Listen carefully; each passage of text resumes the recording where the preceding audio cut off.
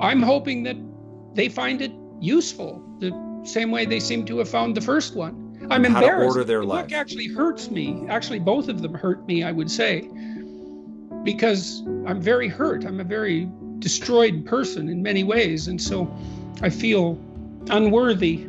Unworthy of what? You name it.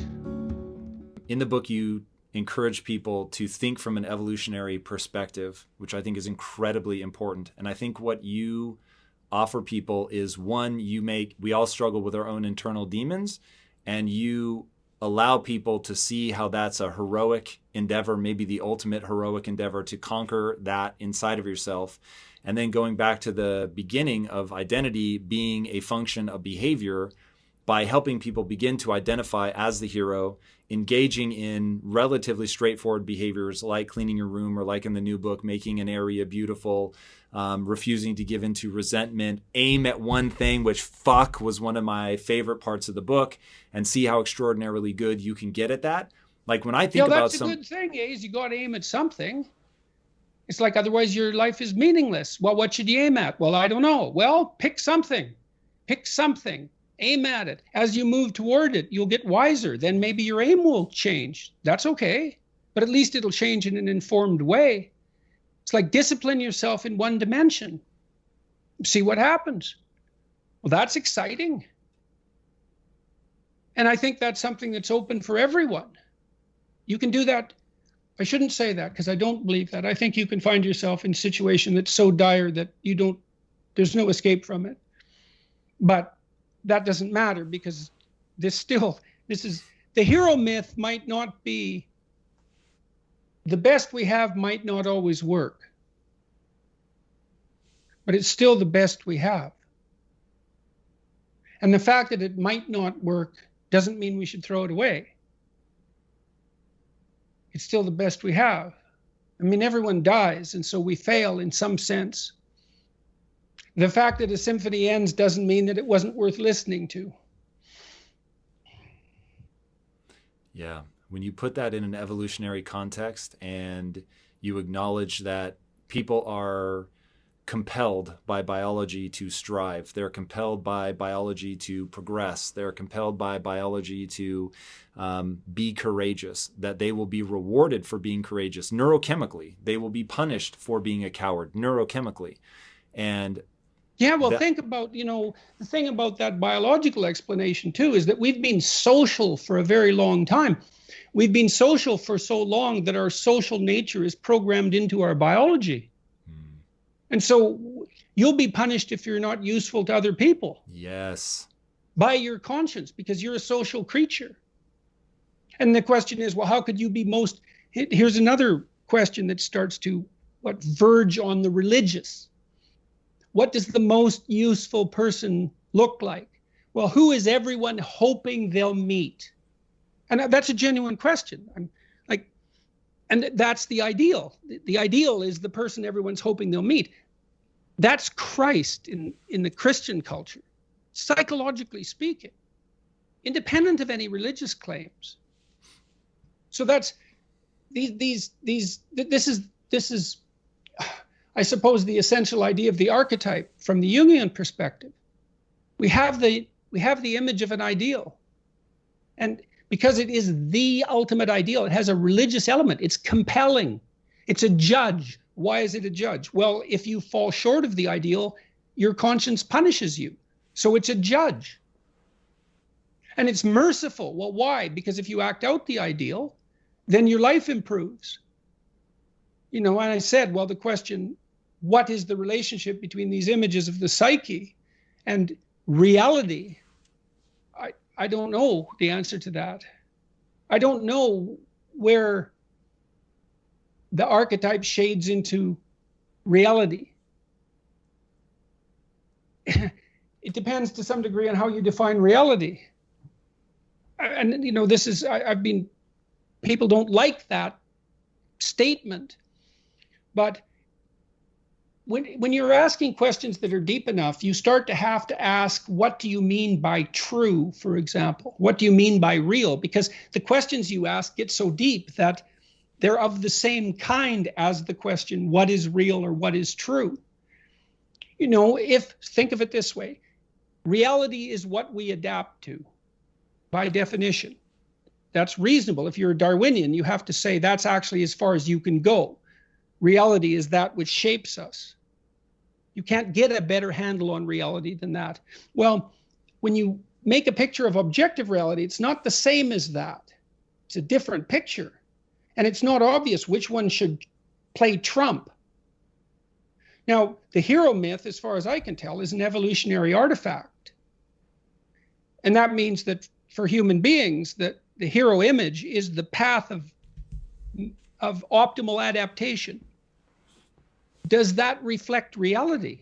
Well, it does insofar as reality has selected that. Well, does that mean that reality is a story? Because the hero myth is a story, or at least that's one of the things it is. Does it mean that reality has a narrative aspect? Well, it does insofar as we act things out.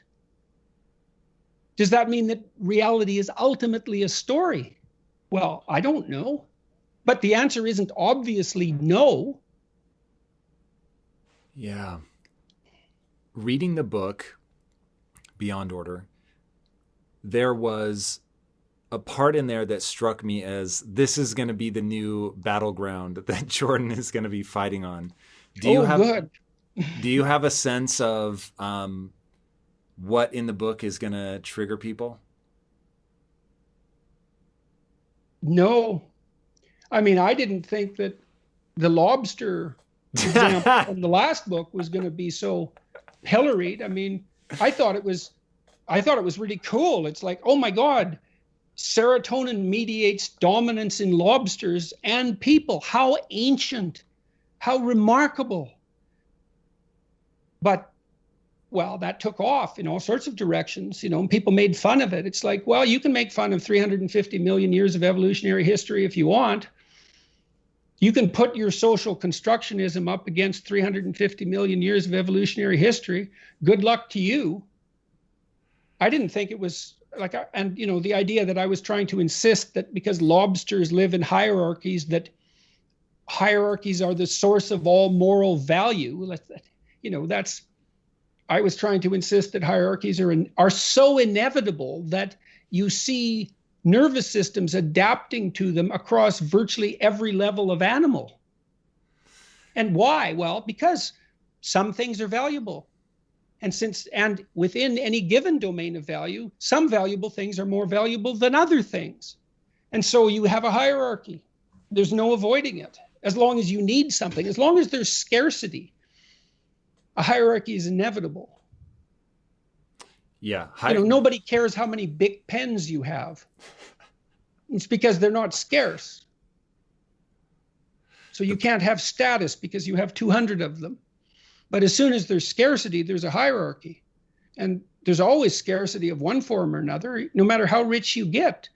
If you have $100 million, Picasso paintings are still scarce. Yeah, the pushback on the lobster thing, it falls into two things for me. One, I don't understand why people look for a reason not to listen to somebody, which to me, most of the people coming after you for that one, just they didn't want you to be right or to be heard. And so they went after something that they thought they could memify and shut down on. And then I understand that. I understand that. It's obvious why people are looking for a reason not to listen to someone. It's like, how goddamn many people can you listen to? There's 9 billion of them, so you have to not listen to almost everyone. And so you'll fall for any excuse. And sometimes that's not so good, because you have a bias that prejudices you against a viewpoint that you actually need. That's a problem. But the phenomenon itself, you mentioned, sorry to bring this up again, but because it's germane and relevant, someone said something disparaging about me and they were on your staff. It's like, well, you have lots of options for guests. You're looking for no. You're always looking for no, because you can only say yes to a very limited number of things. So that's another reason we have to be very careful about our prejudices, because we need them, I don't mean prejudice obviously in the inappropriate social sense, but Jesus, we have to shield ourselves from an excess of information. We're very limited capacity processors. No question. I don't understand, though. I don't understand, really. And it's really killing me, I think. I might mean that literally. I don't understand why I'm so controversial. I can't figure that out. It's very distressing to me. You want me to take a stab at it? Sure. Good metaphor.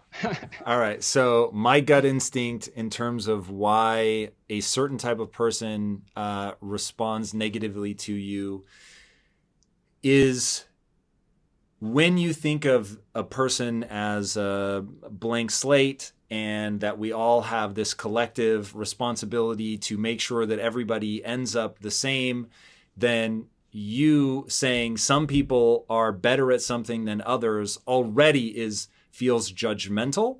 And so it is. Oh yes, it is for judgmental. Sure. But when you have a collectivist view and you believe that everyone should have equal outcome, which, by the way, I think everybody, yourself included, like, if only, right? Like, that would be amazing. Like, if everybody could live truly in harmony and that didn't violate principles of just the human animal, which is why I always remind people to remember you're having a biological experience. But you say things that they violate a deeply compassionate person's desire to take care of everybody, this sort of no child left behind type thing.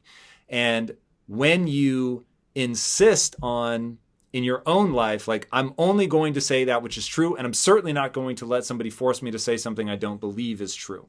So now with that, and by the way, all of that, and this is a key thing I think you have to understand, you're fighting with a level of intensity that makes sense when you realize your obsession with what happened in the 20th century, the Gulag Archipelago, what happened there, obviously Nazi Germany, Mao's China, like the number of people that have been killed in these essentially social experiments. So you have this deep, intense thing trying to get people to understand, like, hierarchies are real. There's no escaping them.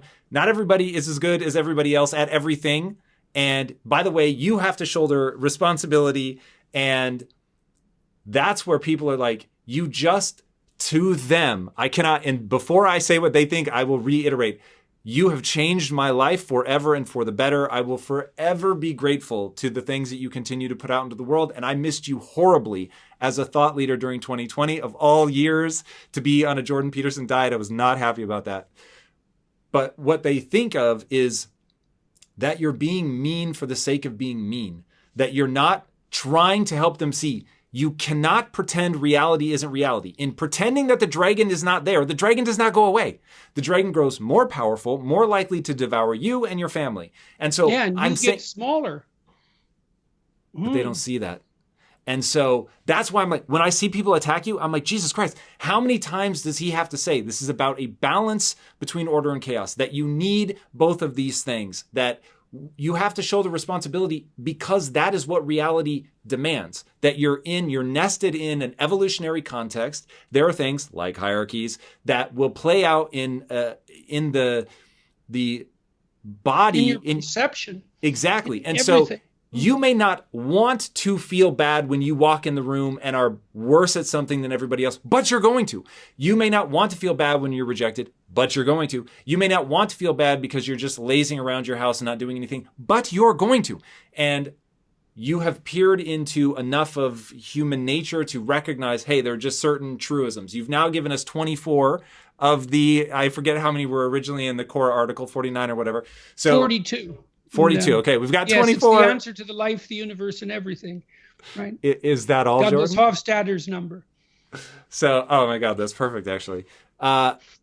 It is this incredible thing once you break free from ideology. And that's where, again, this is one of the rules in Beyond Order, not to fall prey to ideology. This is where I thought you were going in the beginning with identity. I thought you were going to say, identity has become pathological because it's been simplified. You talk about this in Beyond Order. Once you simplify something, and this is how an ideologue gets you, they simplify it. They make it very understandable, becomes very clear who's in and who's out. You can reward and punish based on that. People are grabbing these unnegotiated, determined pieces of identity that don't necessarily bring value to the larger world, which will create dissonance in their own life because they've got all this substructure running, well, telling they them don't to be bring valuable. tradable value.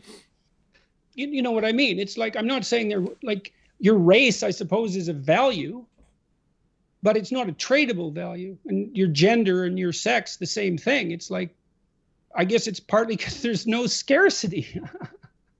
You know, it's like, we've got enough white people. Being white doesn't buy you anything. So, and I'm not saying that with any pleasure. That's what I think people miss. This is why I think people come after you. They don't recognize that you're not saying it. You're not relishing in this. You want people to be happy. And I'm always so confused.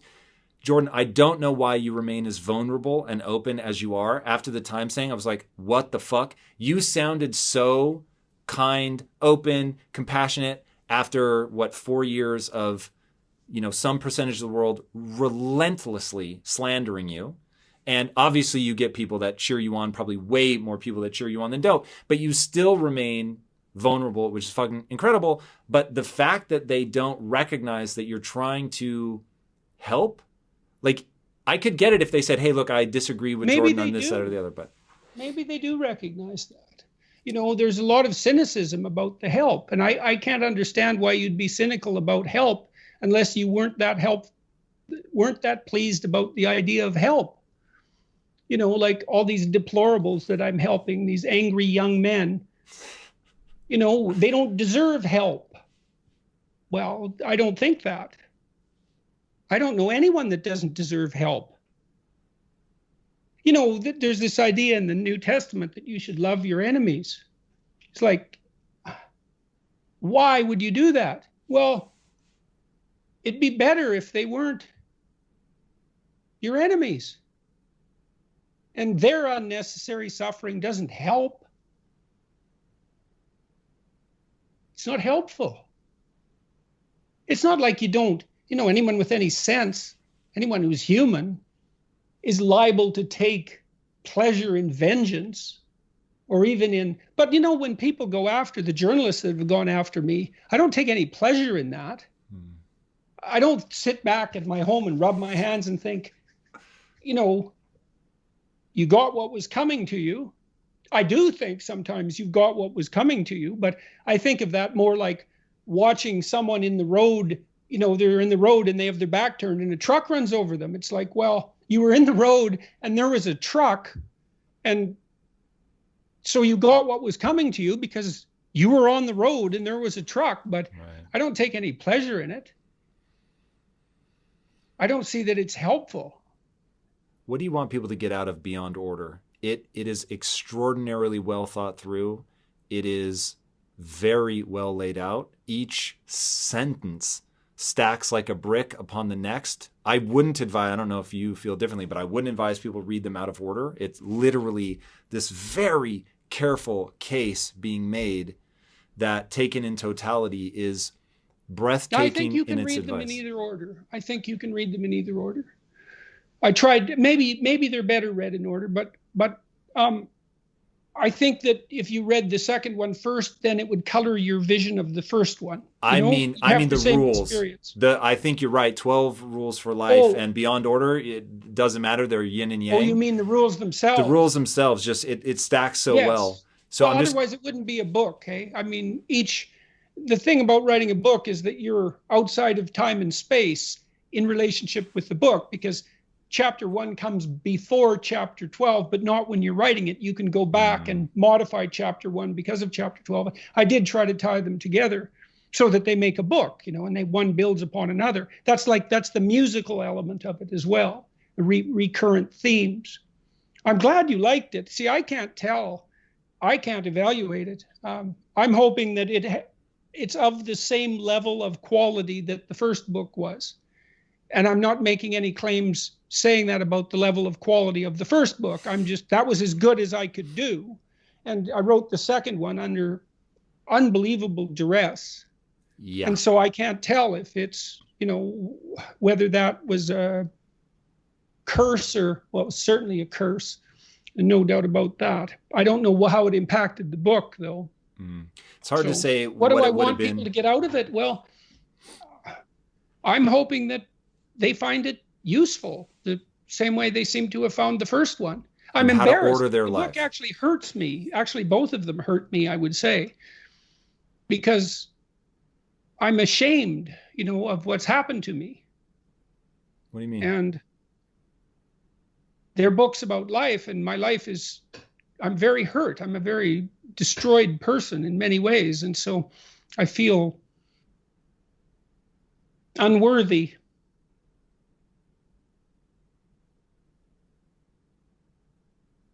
Unworthy of what?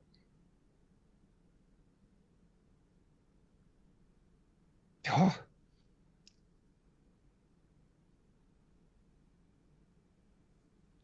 You name it. I hope people find it useful, I hope it alleviates some unnecessary suffering. That's the goal. Here's how I read your books and everything that you've put out into the world. The people that should write the instruction manual are the people that have struggled. And in your suffering, you have been able to piece together useful information, which is the barometer by which I judge a book's value for sure. The reason people flock to your lectures, they buy your book, is you have made, in modern times, the single most coherent and useful instruction manual for life. Period. So I fear that the brokenness that you feel, the heartache that you feel, translates into something usable that couldn't be written by somebody that hadn't gone through what you've gone through. Well, I would like to believe that was true. There's a bit too much self-justification in it for my taste, but I thought the other day I'd probably do this too. And I have to record an announcement for this book because it's coming out on Tuesday. I thought the best announcement would be just to thank people for all of their kind attention. I'm very fortunate in that regard. I get letters from people all the time that they open up their hearts. It's really something. But I am somewhat nonplussed, let's say, for all this work. I'm pretty broken. In general, or just in this moment?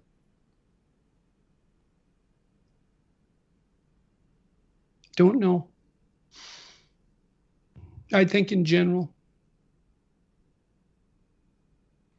Man, well, I will say this as somebody whose life you have touched, and the thing I want you to recognize in me, as I imagine countless other people want you to recognize in them, more than warm wishes, is I have put to use the things that you're teaching, and they have made my life better, and they have made the lives of those around me better.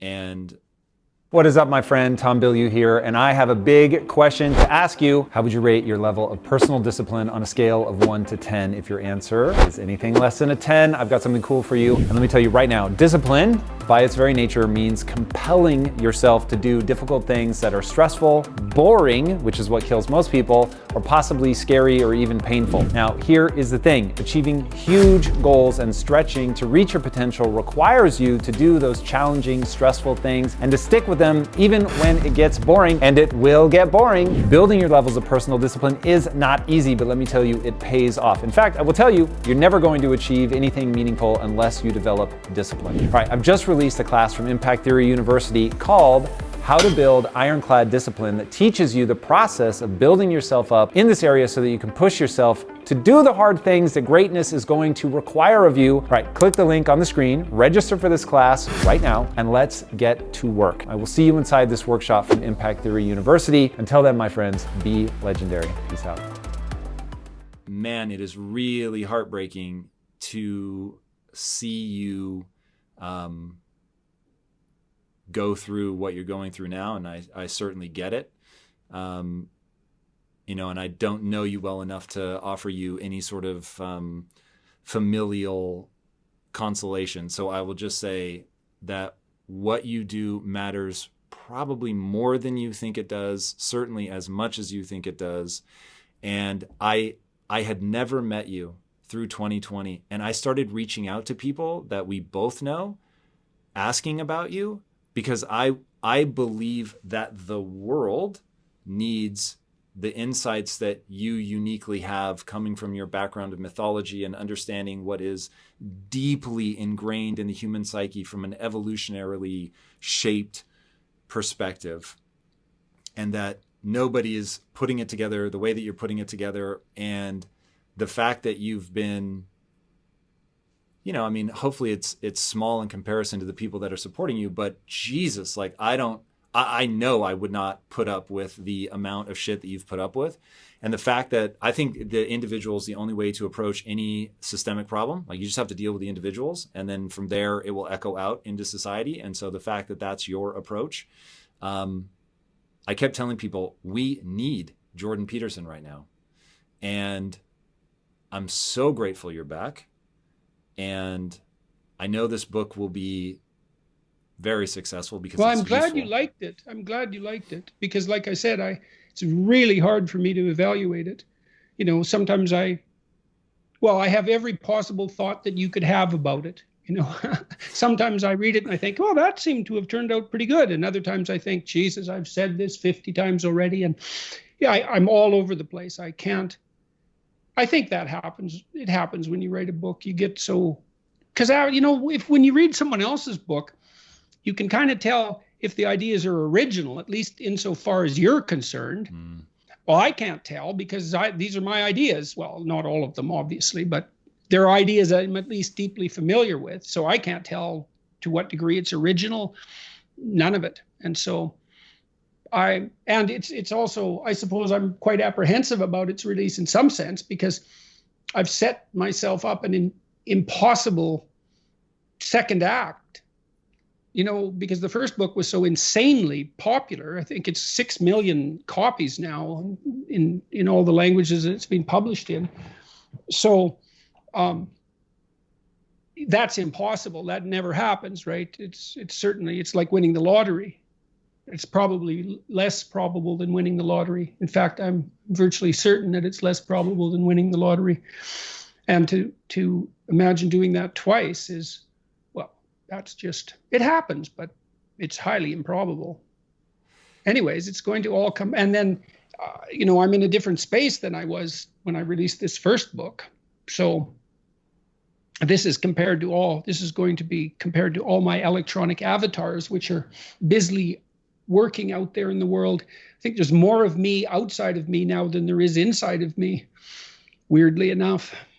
That's another phenomenon I can't really get my mind around. The power of YouTube. Jesus, that's quite the technology. When I put those first videos up, this was bothering me, this piece of legislation, and for a variety of reasons, some of which we've discussed. I talked to my wife and my son sort of casually. I said, well, I'm going to make these videos, see what happens. And it's like,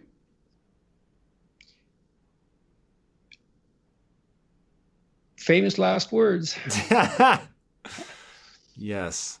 Yeah, man. Look, it's resonated. It will continue to resonate. You have an extraordinary ability to translate what people are feeling into the actions they need to take to get out of it.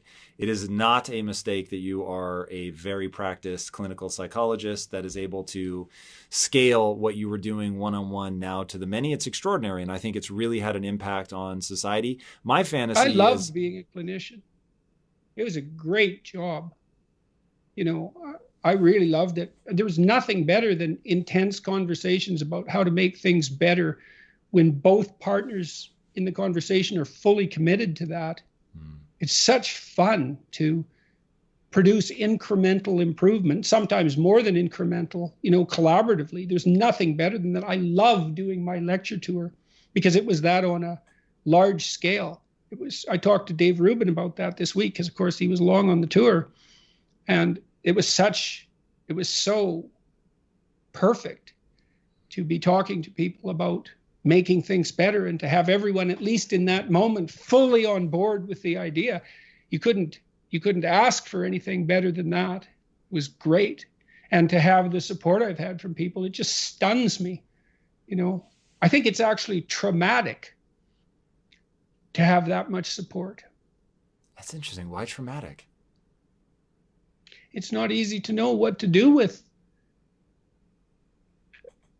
the cheers of 1 million people. It's overwhelming. It's dangerous. Dangerous because it can seep into your identity, or? This is probably not directly relevant, but I don't know. I've thought a lot about Hitler. Was it his arrogance or his humility that led him to be the savior, so-called, of Germany? He had millions of people cheering for him. How could you not think you were right? How could you possibly think you weren't right? And so there's danger in that. I don't think I've unfairly benefited from it. Money, success, fame, all that stuff is irrelevant. What matters is how you think about yourself when you're by yourself. And I want to know what you think about in terms of self-identity, how we construct our sense of self, and then how we leverage that to move through the world in a way that makes sense. So, identity to me is something that's practical. It's your identity is it's like a dramatic role that you play out in the world. And while playing that out, it has to furnish you with a life. And what that means is that it has to be negotiated with other people. And when you're a very young child and you first start to play with who you are, you live in a fantasy world. And according to some developmental psychologists, at least, particularly this is grounded in the theories of Piaget, that very young children, 2 or 3, are quite egocentric in their play. They play according to their own rules. And so they're not social yet until they're 3 or 4, which means that they have their own goals in mind. And then they erect a little fictional world around those goals. And then they play out the role within that fictional world. And that's pretend play. And when they get to be about 3 or 4 and they start playing with other kids, they have to bring their worlds together and negotiate, because both children have to want to play. And so that means identity has to expand beyond its egocentric focus and increasingly be negotiated in the social world. I studied developmental psychology for a long time, especially in relationship to the regulation of aggression. And most children learn to regulate their aggression between the ages of 2 and 4.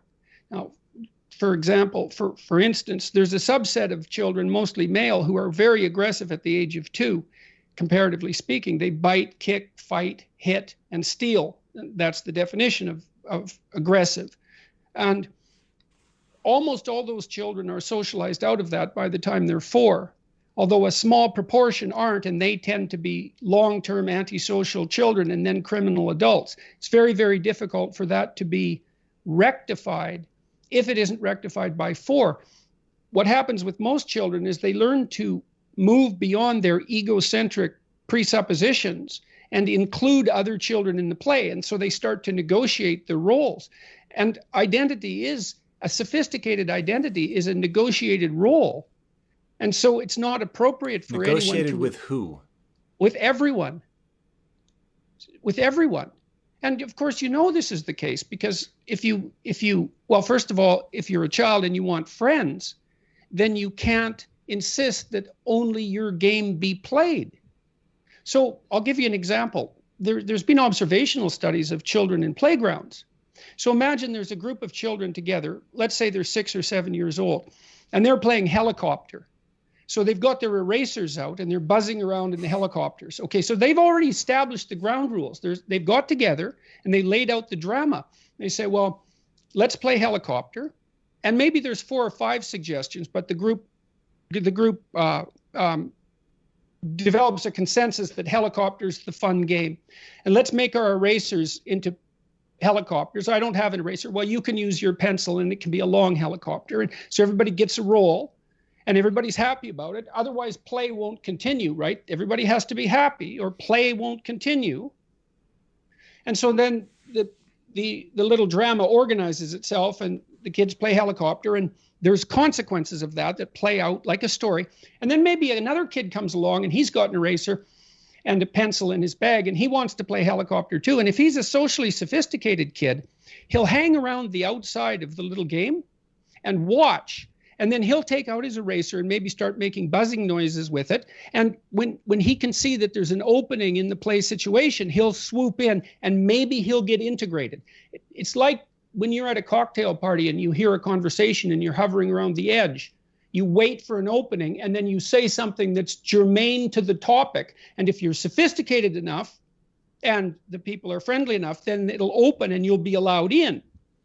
Now, even popular kids often get rebuffed when they try to enter an already structured game. Unpopular kids don't watch what's going on, and then they come along and try to impose their game on the entire group, and then they have a tantrum if they don't get let in. And so that's a good example of how identity is negotiated at the earliest stages. Now that feels to me something. It feels very different than what I would think of as identity. So I'm going to try to put this in context of what I see as the major movements of your work and what makes you so powerful. Tell me where I go astray. So I look at your 2 books, and I'm literally just paraphrasing from what you said, that they're basically the yin and yang. So you have chaos on one hand and you have order on the other. Both will tend towards tyranny. And as far as I can tell, and this is why I do not understand why people are pushing back on you, why there's so much bizarre backlash, is the moral of your story is, hey, everybody, guess what? You need to find this balance between the two. If you only exist in the creative potential, it ends up being all chaos all the time. If you only exist in the conservatism, the things that are already there and working, they will tend towards tyranny, solidify, and cease to be useful and die. And so now it's this game, and you do this brilliant explanation of what happens in a city that shows exactly this with artists. And if you can walk us through that and tell me if the identity of the artist, if that's what you're trying to get at with identity, because I'm understanding what you're saying in terms of, okay, in that moment, we're negotiating, but there's a grander sense of who we become that seems to me to be a negotiation with the world, so collectively everybody else, but also a negotiation with how I want to feel about myself when I'm alone, and the things that I think are right, the things that I think are wrong. Well, that's very complicated, so I'll walk it through. So as you pointed out, I'm going to hold up these books. So this is the new book, Beyond Order, and it does concentrate on pathologies of structure. And the previous book, which is 12 Rules for Life, An Antidote to Chaos. And the underlying presupposition there is that in our phenomenological landscape, so that's the world as we experience it, complete with emotions and motivations and dreams, and so the full range of human experience, including the subjective and the objective, let's say, can broadly be broken into 2 domains. And one is the domain of things that are beyond our grasp and reach, and that's the unknown. The unknown emerges. When the unknown emerges, you tend to experience anxiety. And then there's the known, and I define the known very specifically and very carefully. The known is the place you are when what you're doing produces the results you want. And I say want because that brings motivation and emotion into the game. So you're motivated to pursue something. You pursue it, and what you want happens. Not only do you get what you want, but you get validation for the structure that governs your perceptions and your actions. Now, if you imagine that you're lonely and you approach a young woman in a social situation, attempting to make some contact with her, you want to alleviate your loneliness, and so you hope you make a good impression, and you tell a joke, let's say, in a relatively awkward manner, and you get rebuffed, then you feel you're no longer where you control. You're no longer where you exercise control. And that brings up all sorts of specters immediately. It's like, well, why were you rebuffed? Well, maybe all women are to be despised. That's one theory. Maybe there's something deeply wrong with you. Maybe you're having an off day. Maybe it wasn't a very good joke.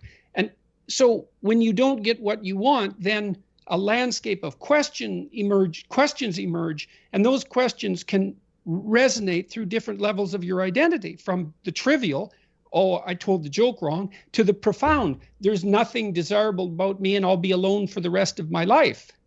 Now, you asked about identity, and I used the example of a child's game, but I could go through an identity. And so I do this particularly in maps of meaning. And so, for example, let's say I'm sitting typing.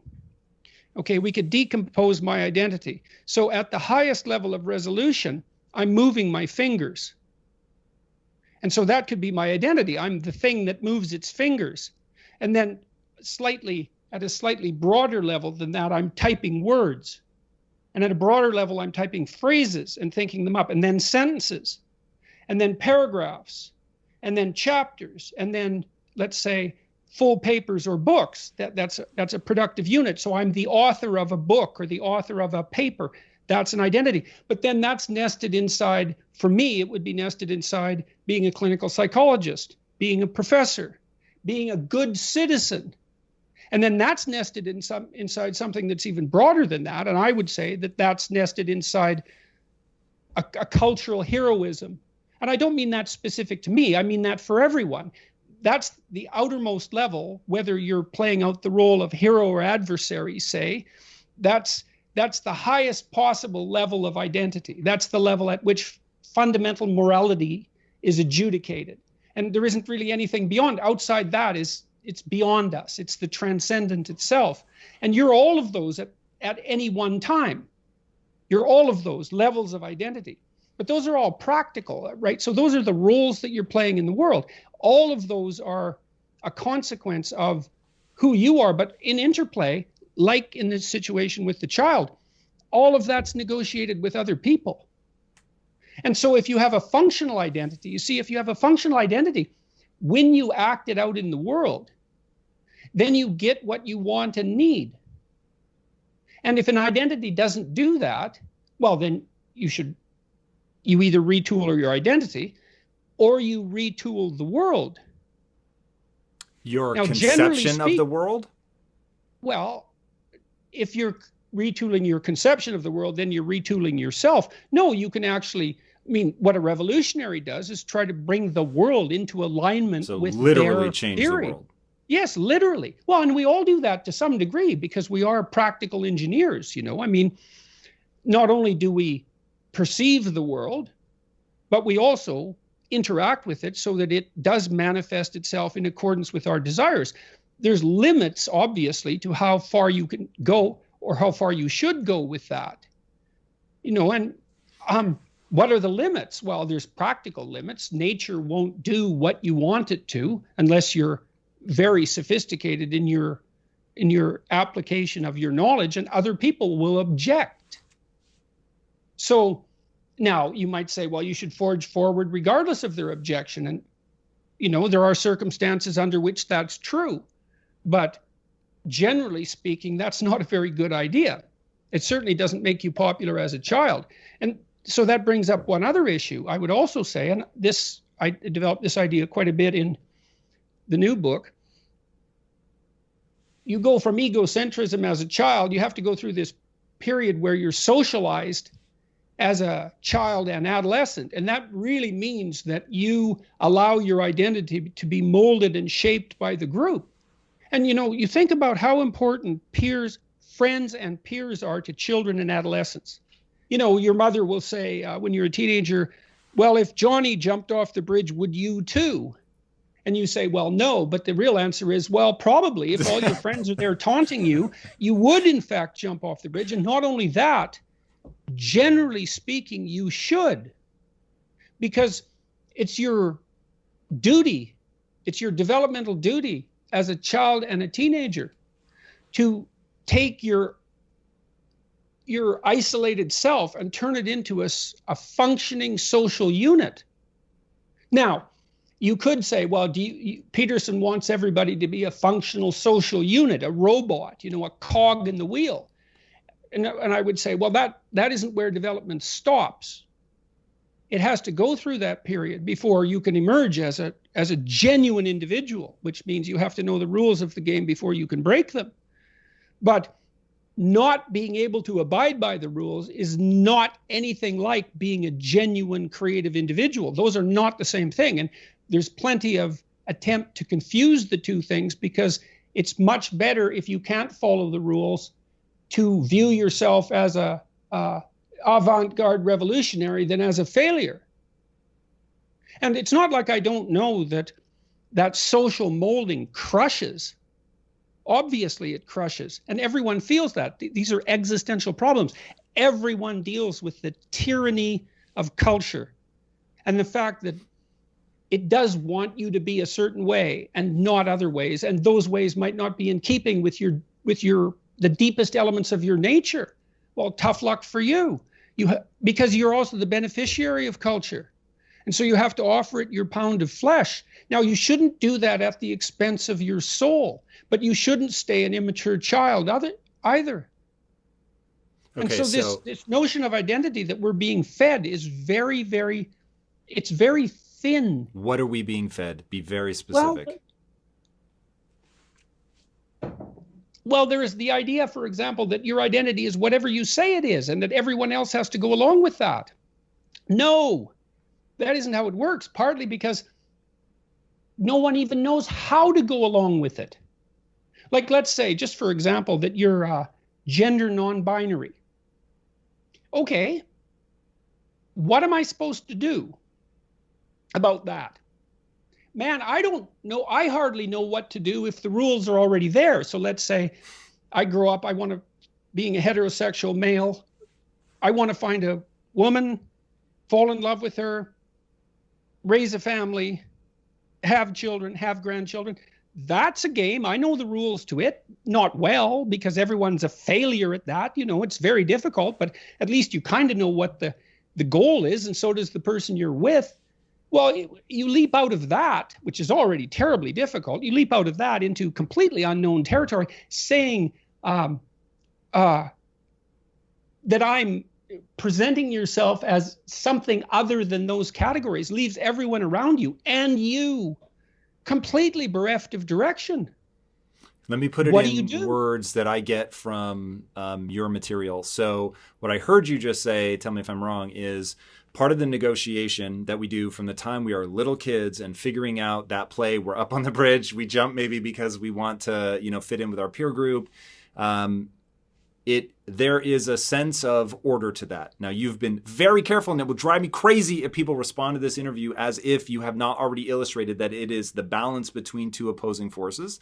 But so we need enough order so that somebody can find their way through the world, and that I think a big part of the reason that your work has resonated so profoundly with people is they are left in a world where they don't know how to move forward in a way that serves them spiritually, practically as well, for sure. And so, hey, everybody. Both of those practically shades into spiritually as you move up into the broader reaches of identity. And look, see, one of the things, I really laid this out in Maps of Meaning. It took me a long time to understand that belief regulated emotion. So what happens is that if you act out your identity, if you act out your beliefs in the world, and what you want doesn't happen, what happens is that your body defaults into emergency preparation for action. And the reason for that is you've wandered too far away from the campfire, and now you're in the forest, and maybe you're naked. And so what do you do then? And the answer is, well, you don't know what to do. So what do you do when you don't know what to do? And the answer is you prepare to do everything. And the problem with that is that it's unbelievably draining psychophysiologically. Like, it hurts you. And there's an immense physiological literature detailing the cost of exactly that kind of response. And so people and animals, people stay where what they do has the results they want. That's partly why you want to be around people who share your cultural presuppositions. is because you know that, for example, even in small ways, let's say you're a country music aficionado and you're hanging around with your cowboy hatted buddies and you throw on a tape and everyone says, great tunes, man. And you're happy about that. But, you throw on a piece by Tchaikovsky and you're in a different subculture, and who the hell are you? And the people in your group will say, man, who listens to music like that? And that's a trivial example in some sense, but I believe it's one that everyone can resonate to. It's very hard on us not to be where we know that what we want is going to happen. We hate that. And no wonder. So, and then, there are varying degrees of that, obviously. You can really be where you don't know what's going to happen, or you can only be there to some degree. But by and large, we're conservative creatures, even if we're liberal in temperament. We can't tolerate that much uncertainty. And you might ask, well, why? And the answer is, well, because you can be hurt. Pain, you can be damaged, you can become intolerably anxious, and you can die. So it's no wonder you're sensitive. We're very sensitive to negative emotion. And so our identities, functional identity regulates your emotion, but you do that in concert with other people. In the first chapter of the new book, Beyond Order, the rule is don't casually denigrate social institutions or creative achievement. That's that balance again. I make the case that most of your sanity is socially distributed. And what I mean by that is, well, let's say that you know how to behave. You're well socialized. You can play with others. Now, I said already in this conversation, if you didn't learn to play with others between the time you were 2 and 4, you will never learn. And psychologists have beat their heads against the wall trying to rehabilitate antisocial children. They can't do it after the age of 4. Is that because areas of the brain just don't develop?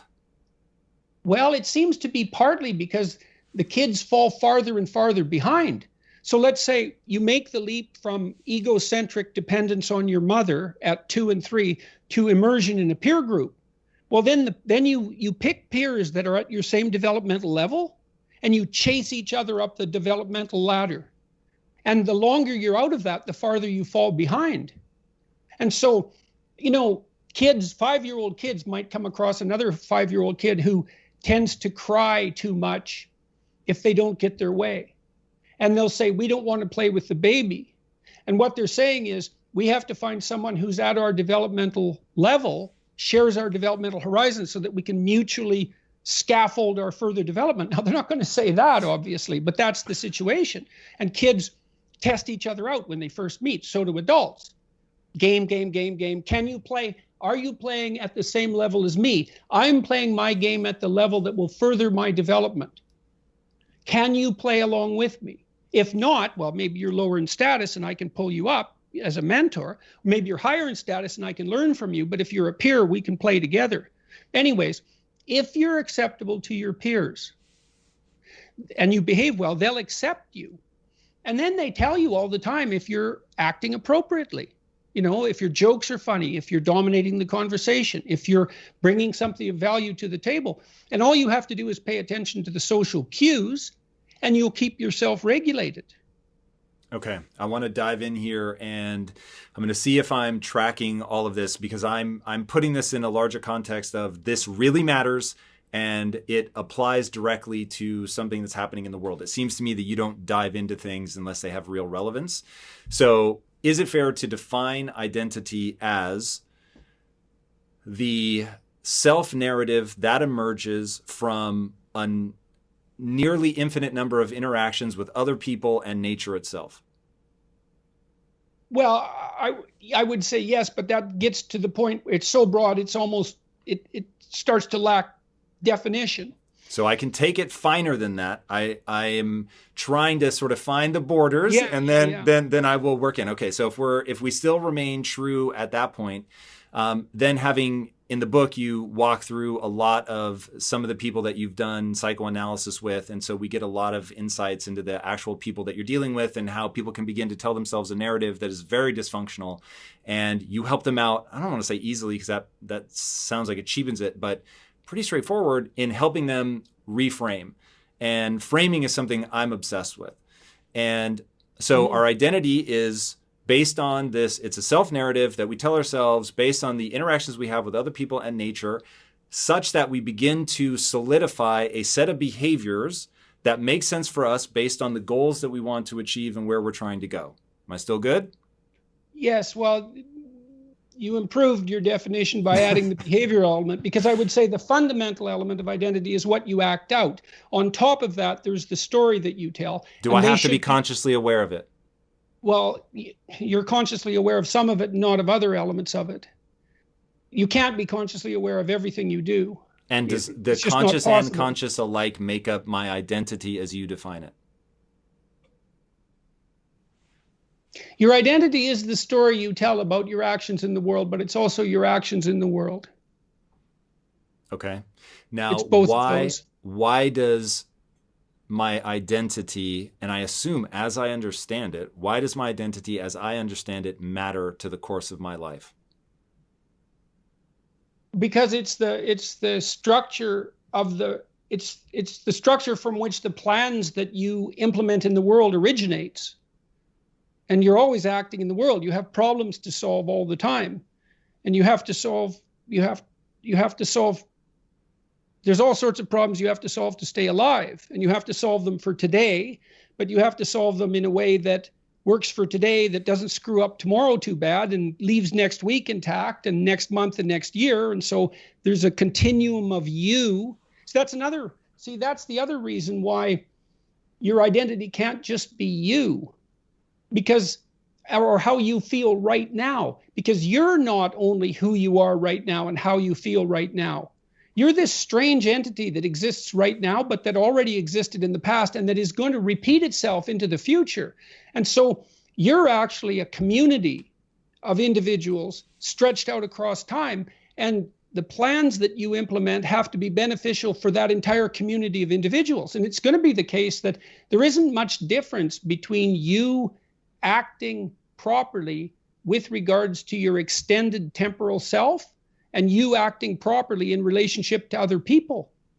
That's interesting. So you're stuck with society just because you know that there's a future. You're stuck with society even if you're solipsistic, right? If you think you're the only consciousness that there is, there's still the fact that you have duration across time, and that you have to take into account what the consequence for your actions is going to be on the 50-year-old Tom and the 80-year-old Tom.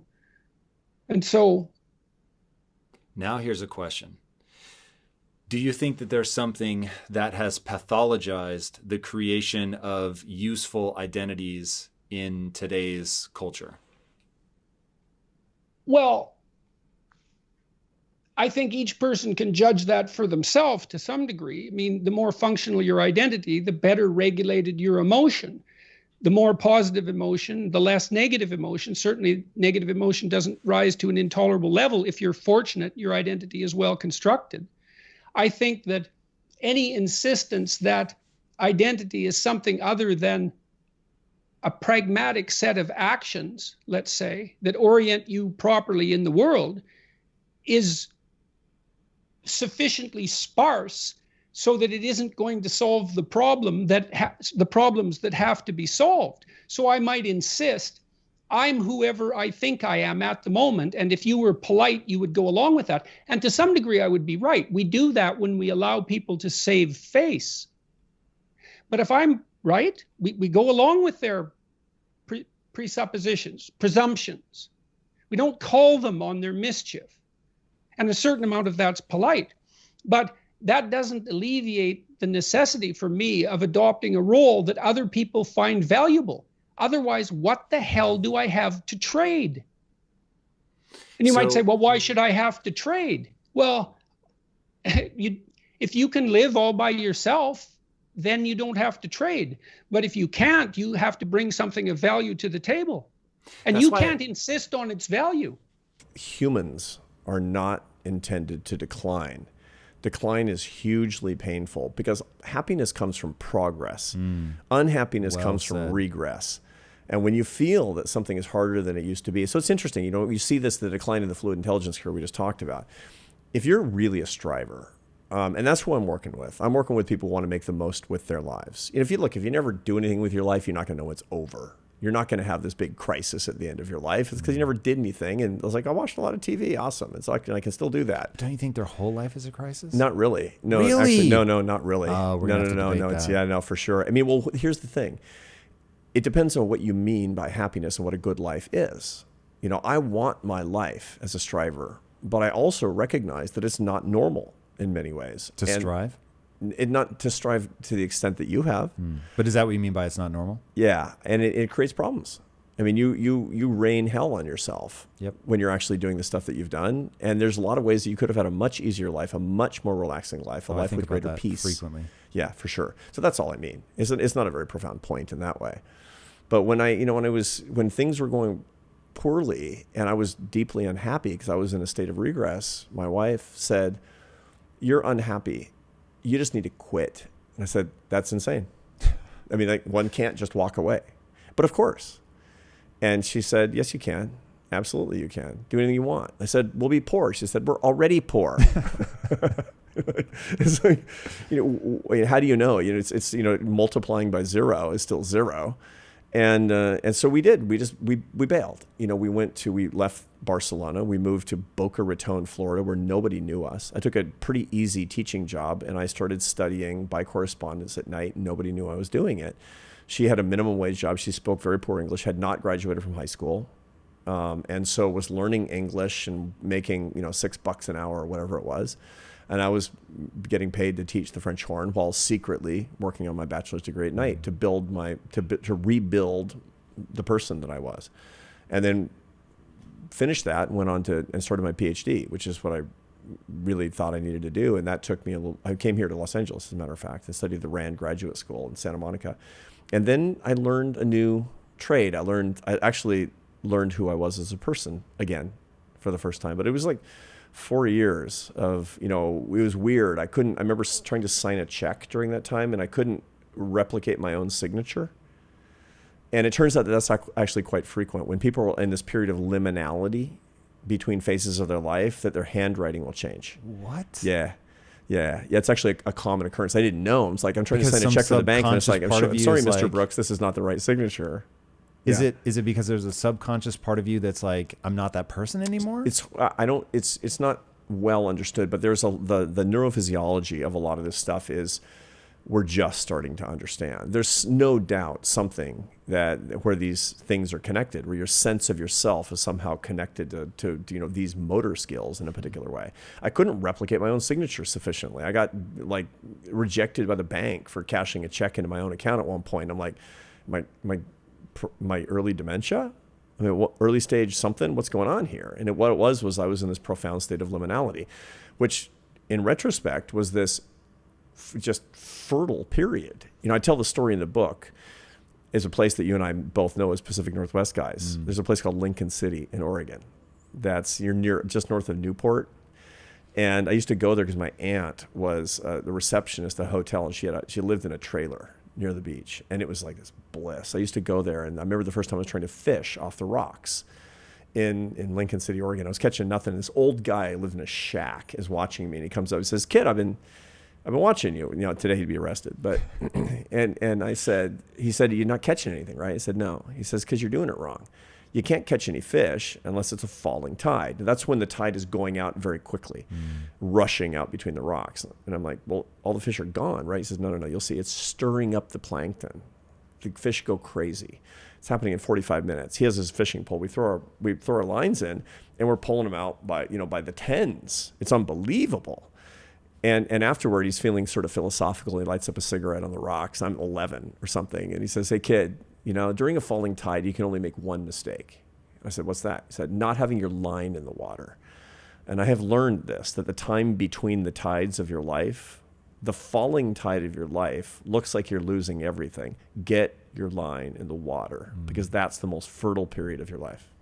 So what does it mean to have your line in the water? You must try new things. You must be fully alive. You must try everything you possibly can. I need you to define fully alive. To wake up each day and to live that day full of possibility.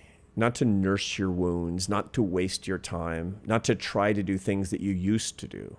To be fully alive is to be alive to the new set of experiences that's coming across the transom. That's super important, because during this time of liminality, by the way, there's a lot of research on this. This is not just an anecdote about, this kid fishing in Oregon.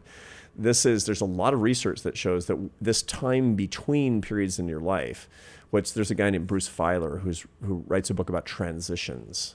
And he said during these life quakes, if your spouse just left you, that's a fertile period for you to learn new things. If you've lost somebody to death, if you're going through chemotherapy, for example, and you're very afraid. You've just been through a pandemic. For example,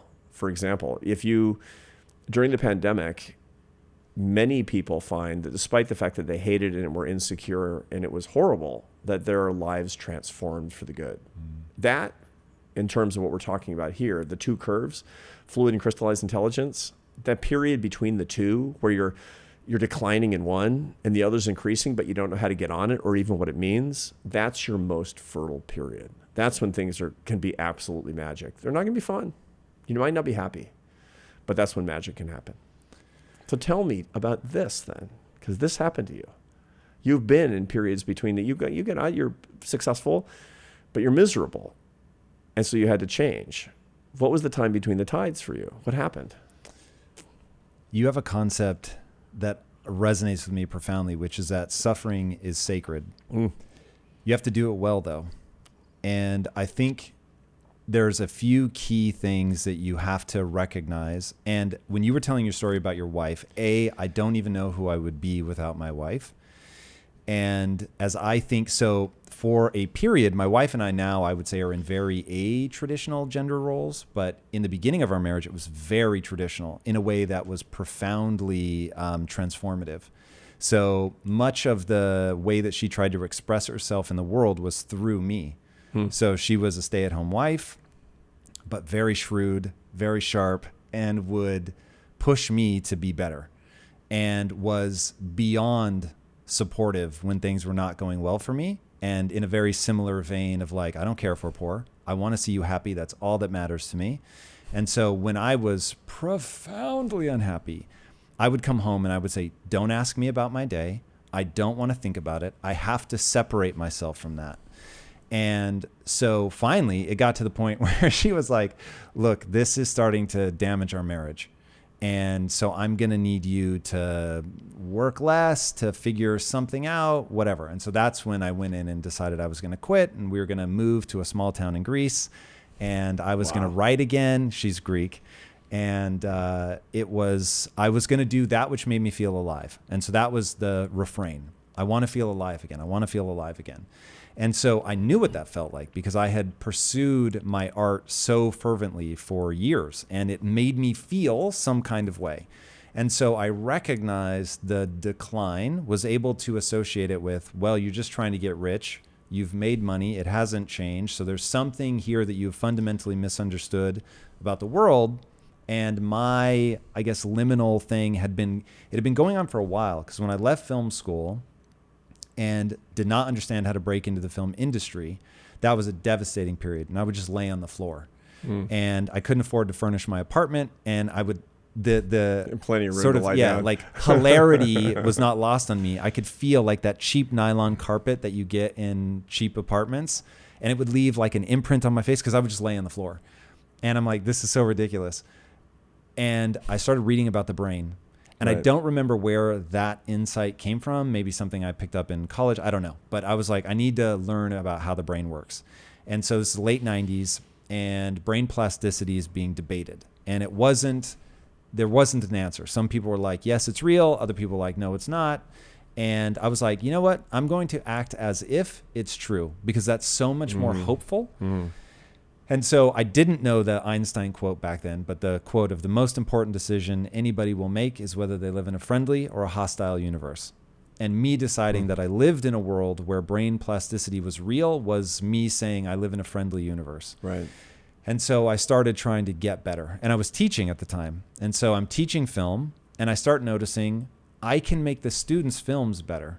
If I can make their films better, because by this point I believe I have no talent. That's a whole part of the story. So I believe I'm completely talentless. I thought I was born with talent. I clearly was not. I don't know how to break into the industry I'm going to teach, because those that can do and those that can't teach. But I'm reading about the brain plasticity. I'm helping the students make their films better. And I have a question in my mind, which is, well, if I can make their films better, why can't I make my own better? I was like, maybe I could. And so that gives me the hope that I need to be fully alive, to start approaching things with, hey, maybe I just need to get better and I can work on this. And I had read the Tao Te Ching when I was 16, which plants some very profound seeds in my mind, which I will now call a growth mindset. But back then, like, I didn't really understand how to put them to use in my life. But I start putting them to use in my life. I start getting better at filmmaking. And you couple that with my wife being just incredibly encouraging, not afraid to be poor, wanting to see me happy. And that was when I went in, and as I said before we started rolling, I went into my partners and I quit. And I said, look, I can't keep pursuing money anymore.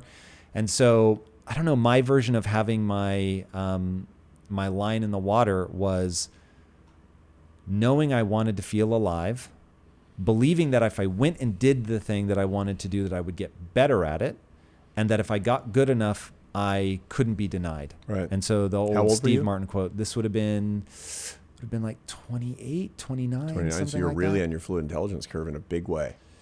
But not feeling it. So Right. I have struggled my entire life. Have you seen Amadeus? For sure. Okay, so Salieri, laments to God, why did you make me, oh my God, you're a musician, this will resonate with you. Why did you make me just good enough to realize I'll never be as good as Mozart? Why couldn't you have made me like just another person in the crowd that can appreciate what he does? But you had to make me just good enough that I want to be that good, and I realize I never will be. That's how I have felt my entire life. I've always had friends that were just enough smarter than me that I was like, damn, I'm never going to be that smart.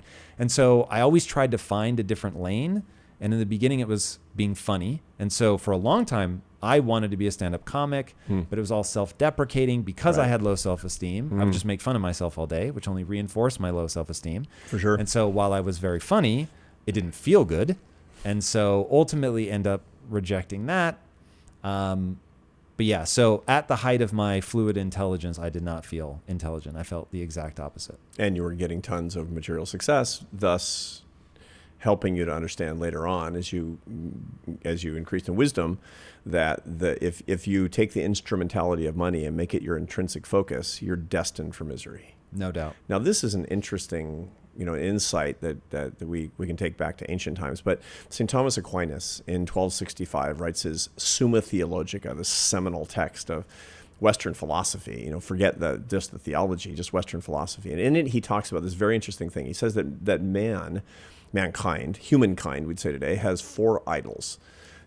Everybody pursues one or more of 4 idols, and he calls them the substitutes for God. Because his supposition is that we all want God, but God is extremely inconvenient. A lot of one-sided conversations and a ton of rules. So we look for substitutes that have kind of these divine characteristics. The problem is they're 180 degrees off God. They're money, power, pleasure, and fame. Fame, he says, honor, which has different connotations. I have a son who's a Marine who serves with honor. That's not what we mean. We're talking about admiration, envy of other people of you, which is people want that, or just prestige, or maybe fame. Some people actually want to be famous, but let's just call it money, power, pleasure, and fame. Everybody, I play this game, what's my idol? And I'll ask people, not what's your actual idol, but what is not your idol? Of these 4, money, power, pleasure, fame, what's the one that least attracts you, that you could get rid of with total impunity?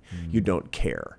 And then we'll start eliminating, and we're going to find your idol is the whole thing. Wow. Now, the interesting thing about that is that what he says is not that you'll go to hell if you do that. He says you'll be unhappy if you don't recognize the idol, if you don't recognize the idols in your life. The trouble is the limbic system of your brain, Mother Nature, that tyrant, tells you that you'll actually be happy if you get your idol. And so you chase it and you chase it. You can't quite figure out what you're going to do if you get it. Like, Tom's going to get, hundreds of millions or billions of dollars. What are you going to do with that money that you would actually like? And you can't quite figure out. Well, yeah, because if you articulate it, if I say you'll buy a yacht, and you're like, that sounds like kind of a hassle to have a yacht. Maybe it sounds good, but not that good, right? The real reason you want that is because you want admiration, because you want the validation of what it represents of you to you. You want this transference of social comparison you've always done with other people. You want to actually feel the thing that you felt for others about yourself. That's what the idols do. That's the nasty switcheroo. That's the despotism of this of mistaking the intrinsic good for the instrumentality. That's why Thomas Aquinas was so astute in what he was talking about here. So when we play this game, and we see what is actually holding us back, and you experience this. Absolutely, you were chasing the thing, getting more and more and more miserable, because you were actually getting closer and closer to your idol and realizing it will not realize one single thing that you needed for your own happiness. It had no intrinsic worth. Look, it doesn't anything about money, by the way. The research on money is very clear that it doesn't actually ever bring happiness. It lowers unhappiness, which are processed in different hemispheres of the brain. Happiness and unhappiness are not opposites. They're different experiences. And what happens is at low levels, money will lower unhappiness. So when I could finally go to the dentist, I felt better. The trouble is I don't know how to do the sums inside my brain. I just knew I felt better. And we always mistake lower unhappiness for higher happiness. And so early on, you're like, wow, I went from $15,000 to $20,000 a year, and I felt better. I actually felt better about myself. I was able to eliminate some of these sources of misery, so I'm happier. And so you get into the pattern early on. You wire your brain when you're a young person working your way up the ladder. More money, feel better. That means more happiness. And you realize that going from $250,000 to $300,000 is not doing it. That because it's not big enough jump apparently. And so you go and you go and you go and you go and you go, and you're basically just chasing a lure. It's a real tyranny. No doubt. And that's what you experienced. And that's why you were miserable, right? Because you couldn't get there from here. It's interesting. Yes. I put different words to it, and I'm curious to see what you think about this. So I think about it from an evolutionary standpoint. So we have directives in our brain that there is going to be a sense of dis-ease if you don't do certain things. I think that deep and profound unhappiness can come from pursuing the wrong thing, so that you're spending your time doing things that they rob you of energy instead of giving you energy. But I also think that people end up profoundly unhappy by not doing things that nature wants them to do. Right. And I think one of the things that nature wants us to do, and so just not doing it will be a problem, is work really hard to turn your potential into skill set. Yeah. And so if things come easily to you, even though you're on top of the world and everybody else admires you and wants to be you, that there will be a sense of dis-ease for you because you're not working hard. It doesn't feel meritorious. Yeah. Nature has to find a proxy, right? Yeah. So nature wants you to have children, so it makes sure that sex is intensely pleasurable. But that's really just a proxy for have kids. So that I find really interesting, that nature is working in these weird proxies. So people end up like, you think you're supposed to do one thing, chase money, power, fame, whatever. And you're like, why does this suck? But all of those things actually do have utility. And so the thing with money is people are always going to pursue it. The thing with fame is people are always going to pursue it. Why? Because it actually has utility. So money, for instance, is more powerful than people think, not less, but it isn't what you've been told. So it's never what myself and everyone else included is trying to do is feel better about themselves. Right. It won't help with that. It cannot touch your self-esteem. And that's like the biggest mind fuck ever. Your wife won't love you more. Your children won't respect you more when you have more money. Exactly. And more troubling, yes, you won't respect you more. Yes. Which is ultimately because other people will. Like people treat me differently because I have some micro fame and because I have money. It's actually troubling too. Because when you know somebody is instrumentalizing you, when you know somebody's objectifying you because of this outside characteristic, it makes you profoundly uncomfortable. It's interesting. People hate that. It's the one thing where we will allow people to objectify us. You're well known, you're successful, and people will be nice to you because of that. And deep down, that they don't love you. And it's not how it plays out in my head. How does it play out in your head? That I have no ability to be vulnerable around them. Oh, I see. For and sure. So but that's the same part of self-objective. That's the same part of objectification. And when you're objectified, you can't be a full person. There's another interesting thing that might actually apply. You're a creative. You're fundamentally a creative. When you were doing your work, you were thrown off the creative process. Now, why is creativity intensely pleasurable? You've read the work of Mihai Csikszentmihalyi, the great social psychologist who wrote a very famous book called Flow, F-L-O-W, Flow. And what it talks about is how hours turn to minutes of sheer pleasure when you're in this flow state, when you're doing something that you can master. It's not too easy. It requires your ability, but you can master it because of your skill, and you can get into this groove. Creatives must create. If creatives are not creating, they will be miserable because they can't attain a flow state. It's very possible, Tom, that when you were in this part of your career, you needed to create. You wanted to quit and go to Greece to do creation. You were basically craving that. It's like you had no protein in your diet for a year or something. And it's like, I don't know, I just can't stop thinking about peanut butter. Well, because you were craving this macronutrient in your psyche. And you were never getting a flow state. And if you're denied the flow state that uniquely comes to you through creativity, you're gonna be practically suicidal.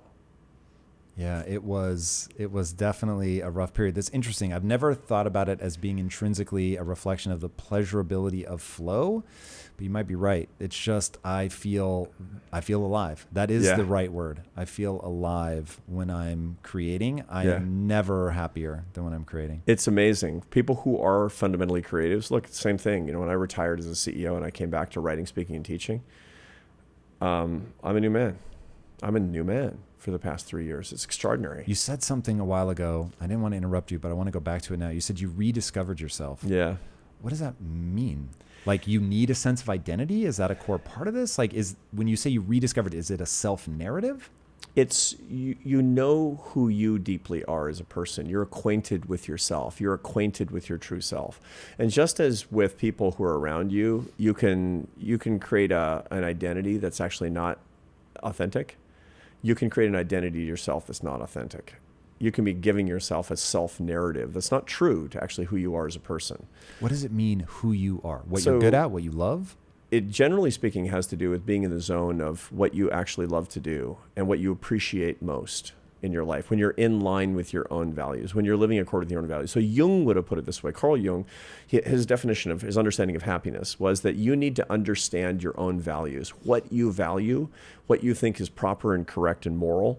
And if you know what that is and can articulate it and live according to that, you will be happy. Do you agree with that? I think it's actually, there's a lot of truth to that. Because you have to figure out what you think, what your model of the world actually is, what you think truth is.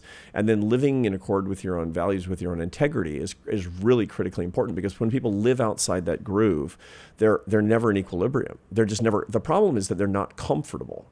They're not comfortable in their own skin. And I've noticed this, I was working, it was good being the president of a think tank. I was lucky to be president of a think tank. I believed in the work, but it wasn't who I was. And so I was kind of out of my groove for 10 and a half years.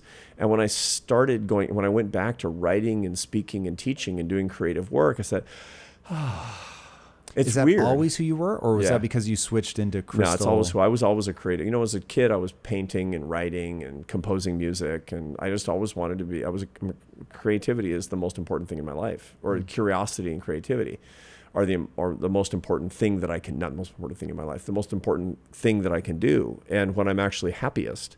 And when I was managing a large workforce, managing a lot of creatives to their best selves, they had certainly creative moments to it, to be sure, but it wasn't comfortable to me. And when my second curve, which was much more crystallized intelligence, is also a lot more creative. So I was kind of out of equilibrium for a long time during that period as well, which compounds the problem of my declining fluid intelligence, also not being in a creative role. But it's just so much better. I teach at a great university, which I love. I write for a magazine every week about things that I'm really interested in. I get to talk to you about it. This is Well, beats working. So true. For some reason, I was just thinking today, like I was pacing, listening to you, and I was like, I'm technically working right now. Weird. I was like, this is cool. Weird. It is super cool. And, there are people that I've met. It's interesting. I talk to lawyers who don't feel like they're working. I talked to a guy who's putting in cabinets in my house, and he's super into putting in cabinets. He loves making cabinets.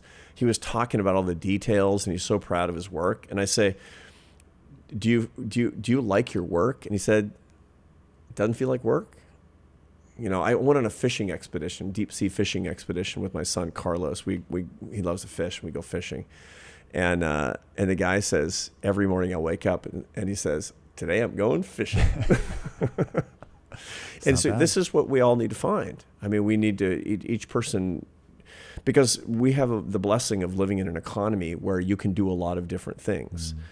The problem is that people chase these extrinsic lures, the money, power, pleasure, and fame, and they get out of the groove of what they're supposed to do. And then they wonder why they're unhappy. What are some habits that I can easily incorporate into my daily life to accomplish fulfillment? All right, here's the important thing to understand about fulfillment is that it is a process and there is a formula, what I call the fulfillment formula, the aptly named. And the way that it works is this. First, I want you to understand that there are these imperatives in your brain given to you by evolution, and you are going to be emotionally rewarded for doing certain things and emotionally punished for not doing other things. And that's where fulfillment comes in. When you put yourself in an evolutionary context, you're going to understand why the formula is what the formula is. So I'll quickly give you the formula and then explain it in context. So the formula goes like this. You're going to work really hard to gain a set of skills that allow you to serve not only yourself, but other people. Okay? Now, why is that the formula?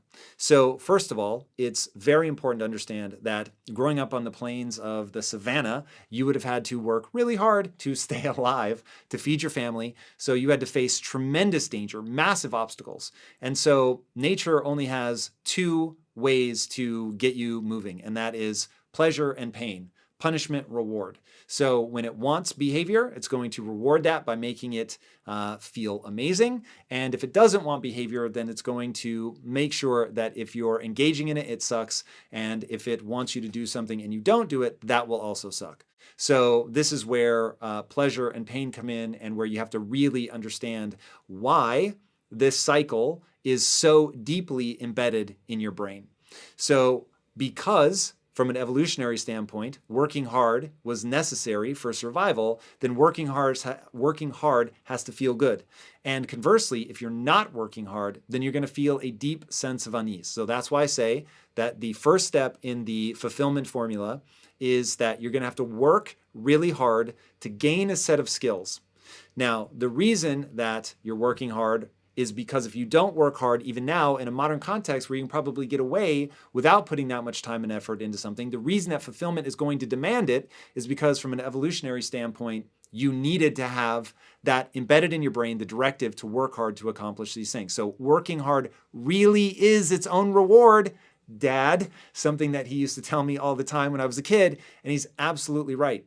It is truly ingrained in us, even though we sometimes fight and don't want to do it. And we also have the impulse to chill and lay on the couch. But if you're not working hard, you will feel a deep sense of unease. All right, so we're going to work hard to gain a set of skills. Now, the set of skills is really about serving the group. So we know that humans are a creature that leverages culture. So many other animals are hardwired. And so a horse, when it's born, 20 minutes later, it's doing all the things that a horse can do. But humans are different than that. So we take this long period of gestation, followed by this long infancy. And in all of that, we are going through these different phases of development. And around the ages of 11 to 15, you go into this drinking deeply from the culture moment, where it's not just about your environment anymore, it's about the actual culture and taking in that information. So you're going to gain a set of skills that matter to you and matter to the group. Okay, and that's the part of culture. So you're working really hard to gain the set of skills that matter to you and the group something that's exciting to you. You just enjoy doing it. That's very important for fulfillment. And then it allows you to serve not only yourself, but the group. Because we're a social creature, we of course need to be rewarded for doing things for the group, and we're going to be punished for not doing things for the group in our own minds. Okay, that's very important. If you're not contributing to the group, you will have this sense of meaninglessness. And this is where meaning and purpose come in. I'm doing something not just for myself, but for other people. It is ingrained in your mind to do that. Okay, so you get this set of skills. Now, this is where passion comes in. You want to be developing a set of skills that you're deeply passionate about, but understand passion also is a process. So you start with something you find interesting, you engage with it.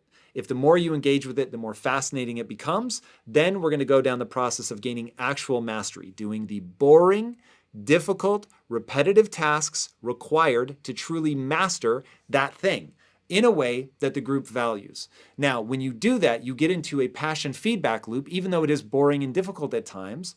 As you get better at this thing that matters to the group gives you feedback. And that feedback, when it's positive, feels wonderful. Thank you for whatever your contribution is. Oh my gosh, it really matters. It's amazing. Thank you so much. Which makes you want to do more, which you know to get that feedback more, you're going to need to go get better at that thing. And that's how you get people in these virtuous cycles. You're working really hard to gain a set of skills that gets the group excited about your contributions, which make you feel good about yourself, which make you want to get even better at that thing so that you can contribute even more to the group. And that is fulfillment. There's all this meaning and purpose behind it. You're doing it to serve other people. It's bigger than yourself. And now you get the neurochemical cocktail that you've been looking for by doing that formula. That's fulfillment. Fail to optimize for fulfillment at your own peril.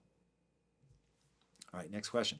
Can you shed some light on how to be still in times of chaos and focus on working towards fulfillment?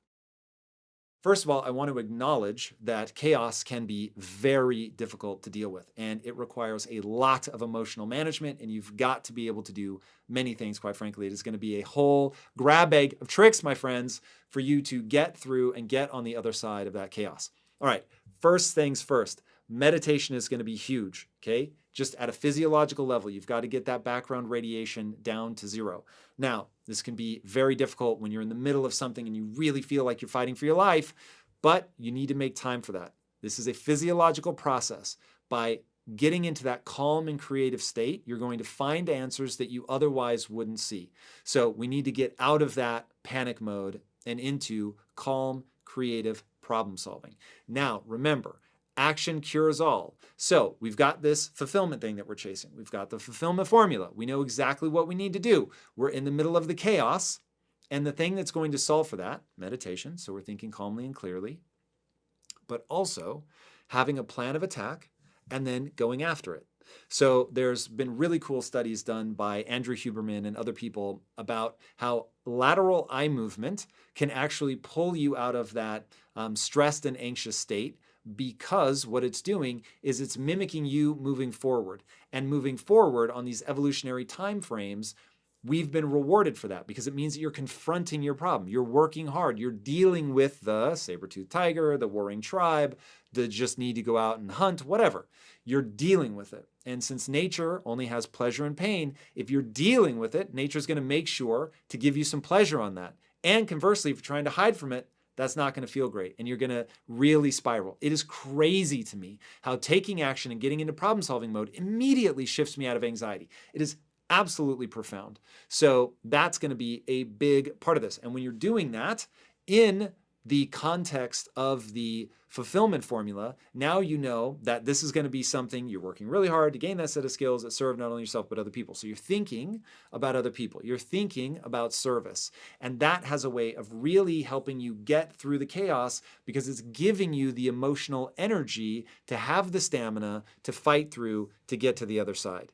And as I think it was Churchill that said, if you're going through hell, keep going. But keep going armed with meaning and purpose around how you're contributing to the group, around getting these skills, around being in problem-solving mode, and around taking action, because that is going to be the thing that cures all. And then don't forget, sleep hygiene, very important. Meditation, important. Keep your diet right. Don't tell yourself a negative story. Don't allow yourself to loop in defeat. Find people that can elevate you. Find people that will in a very real, skills-based way, help you see the path forward and help you hold on to the only belief that matters, that you can figure this out.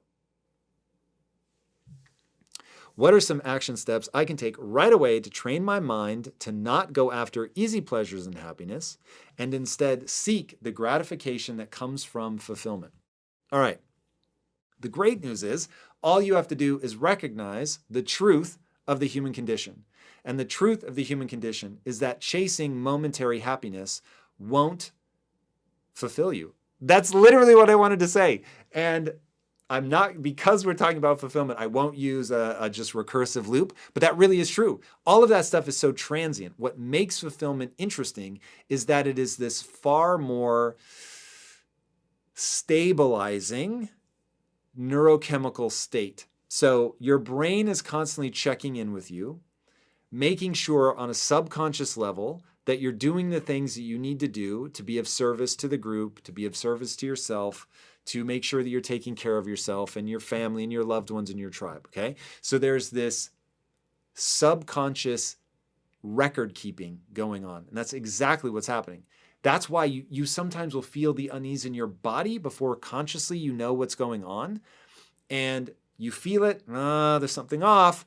You need to take the time to identify what it is to be able to articulate it in a single, nice, crispy sentence so you can figure out exactly what it is that you need to do to move forward. Okay, now once you understand that that is just the nature of the game, that going after these momentary things will be exactly that.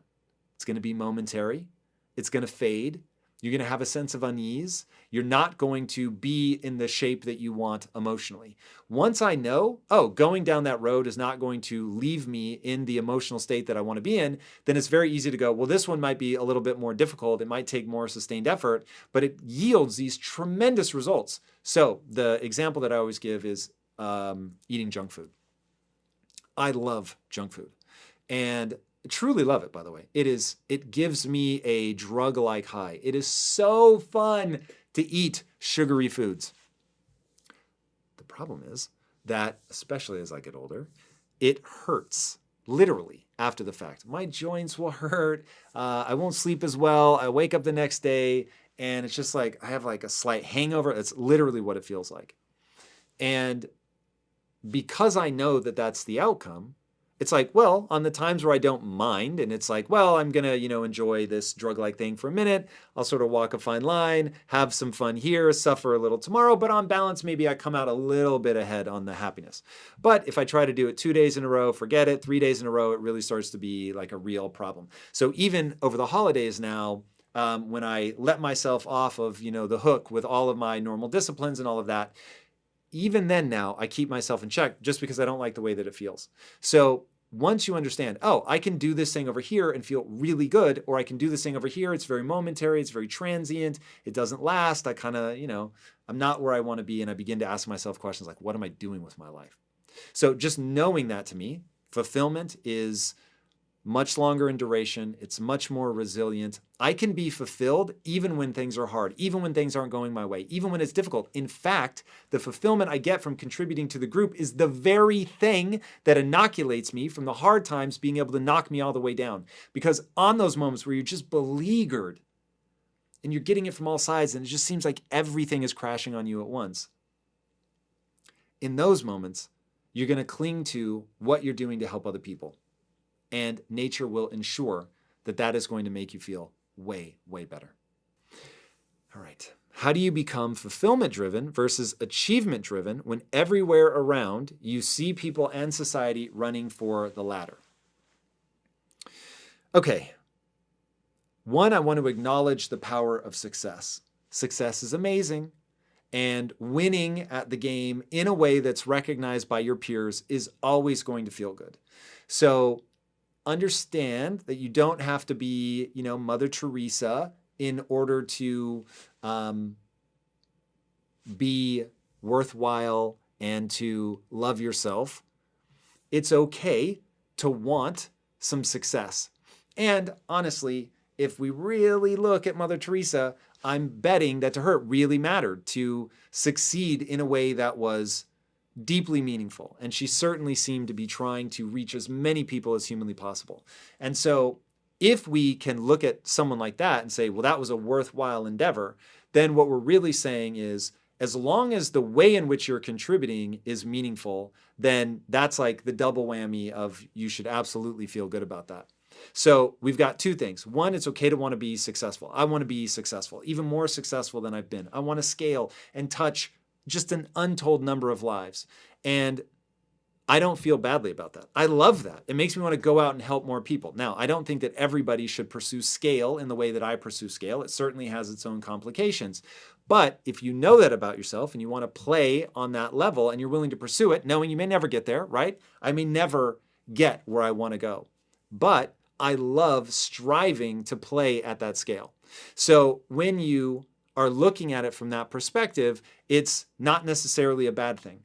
It becomes toxic when you're aiming yourself at something that isn't helping you, or it's only helping you and it isn't helping other people. And that, again, just going back to this idea of you're a social creature with evolutionary imperatives to help contribute to the group.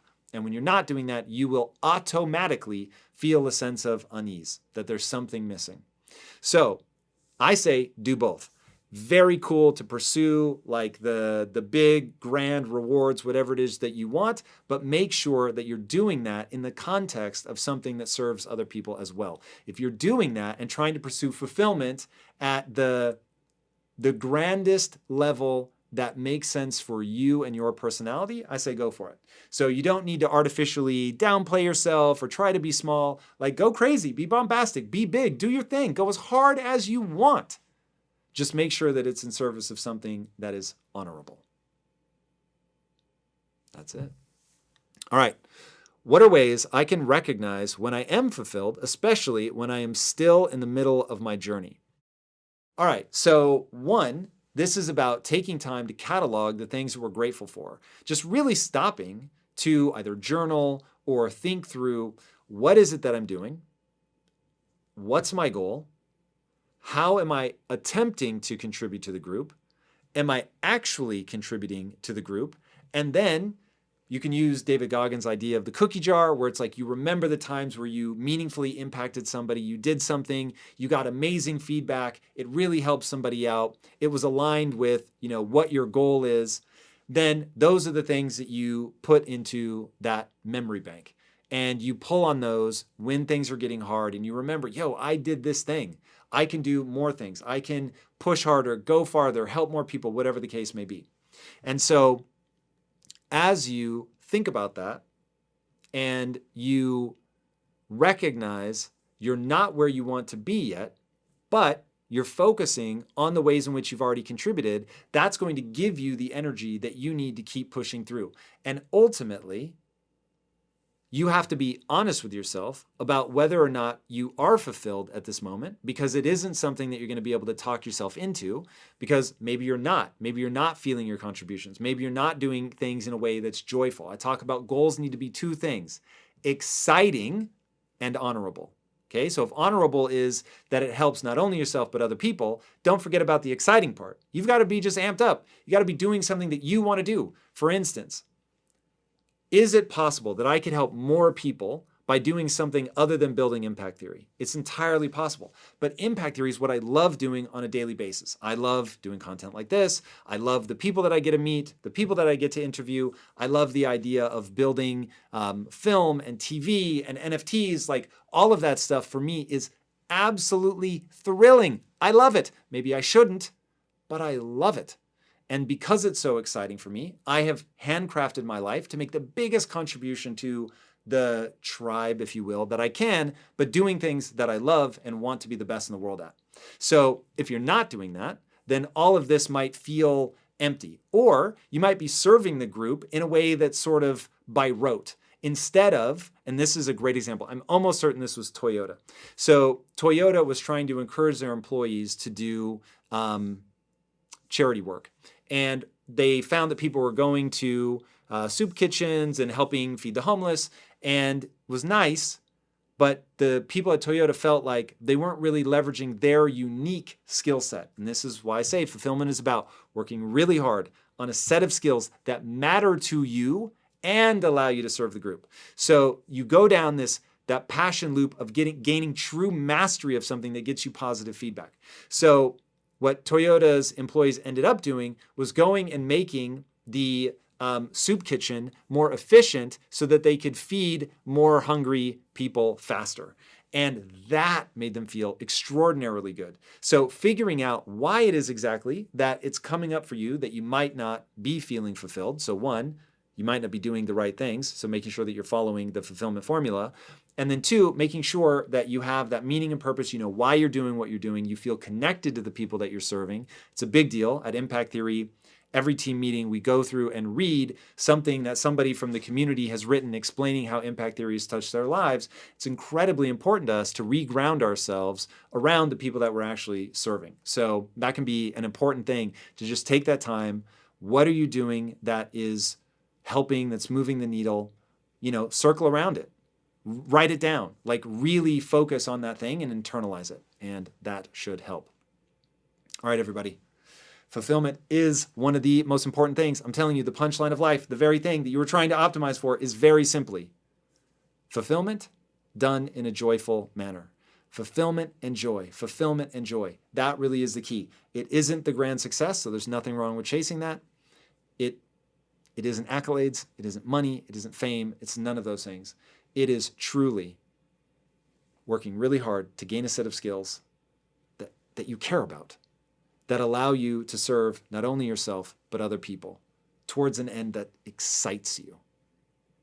Well, I think there's a through line of change as a thing that's a constant in our lives. There's change that we choose. We've become fed up with the status quo or normal, being okay with being okay. We decide that we're going to finally create the courageous first steps in making that change a thing that gets us closer to who we're meant to be, or the version of what becoming looks like for us. And then there's the change that chooses us in that we think we have some control. That illusion is a thing that we can connect to until we wake up one day and there's a diagnosis, there's a job that no longer exists, a relationship that ends. And in a world where I had as the pillar, one of the biggest pillars of my identity, husband to Rachel, the change choosing me in this, the end of our marriage, was something that I now didn't know who I was in the absence of not being who I'd been. And in a world where we were also working together, that identity of what I did and what I thought I'd do for the rest of my life was something that in a single swoop was pulled out and now required that I, in having been handed this blank piece of paper, go through the work of trying to fill out what next looked like. And I say in the book, and I've said it plenty of times, it's both parts exhilarating and terrifying. At the beginning, it's way more terrifying than it is exhilarating.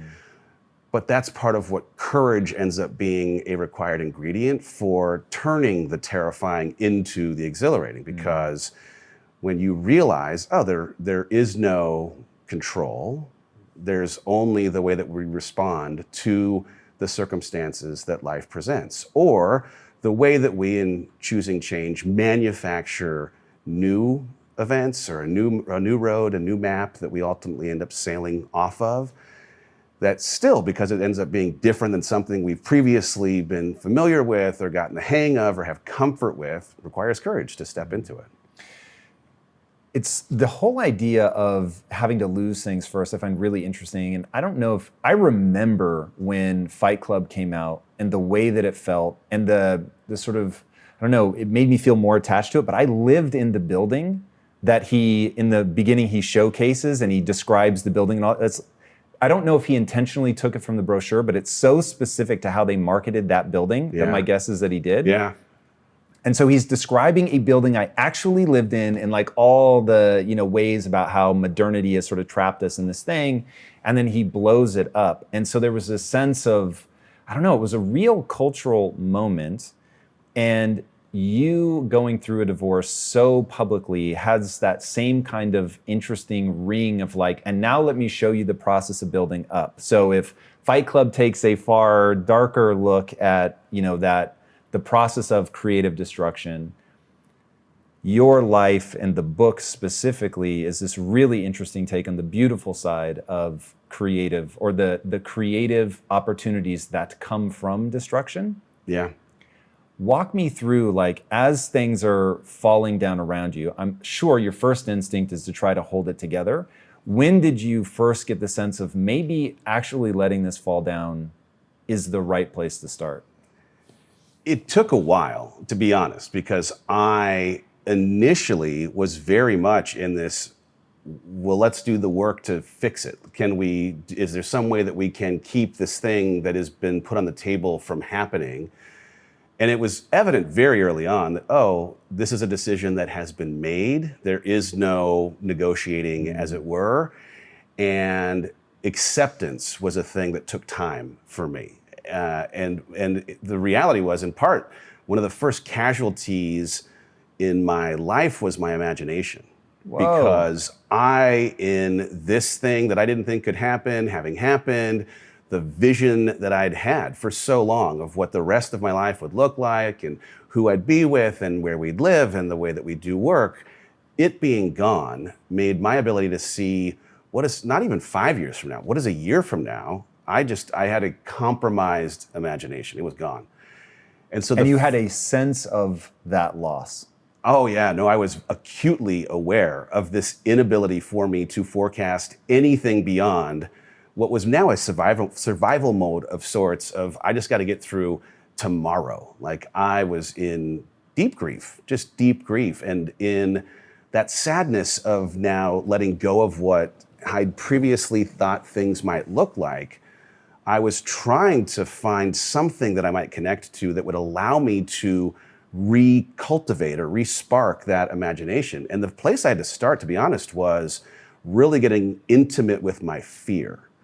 Because most of why my imagination had been lost was because there was so much fear around trying to figure out something that I'd never contemplated. So that becomes like a screaming voice in your head that stops you from seeing things? Yeah, well, I mean, I ended up having this conversation with fear where I was trying to understand, what is it? What are the things that are inside of me? And the reason you feel the need to have this conversation is it's ever present and you don't like it?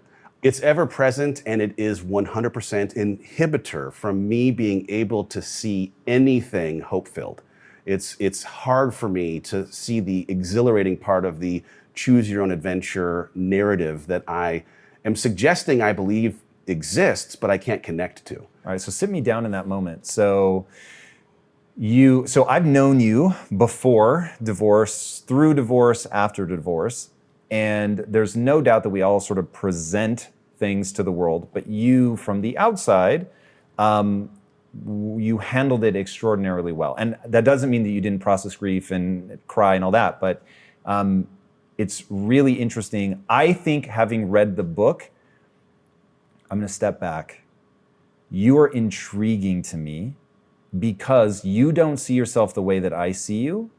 And while there's no doubt that you know yourself better than I know you, the thing that you've had to like fight and claw to earn your own respect around is, from the outside, so self-evidently impressive about you. So in the book, you're like, built through courage, like, you got to step outside your comfort zone, but I'm the guy that always gets trapped by my comfort zone. No, you're not. You're the guy that, for whatever reason, is constantly able to reinvent. Like, when I hear you describe what you did in the corporate world, how many times you took different jobs and just said yes before you knew what was going on. But every time it's hard for you, which makes you, in my opinion, the right person to write the user's manual on how to get through this. So now, as we sit down with you in that fear, I want to know how, because most people, they're lost in that forever.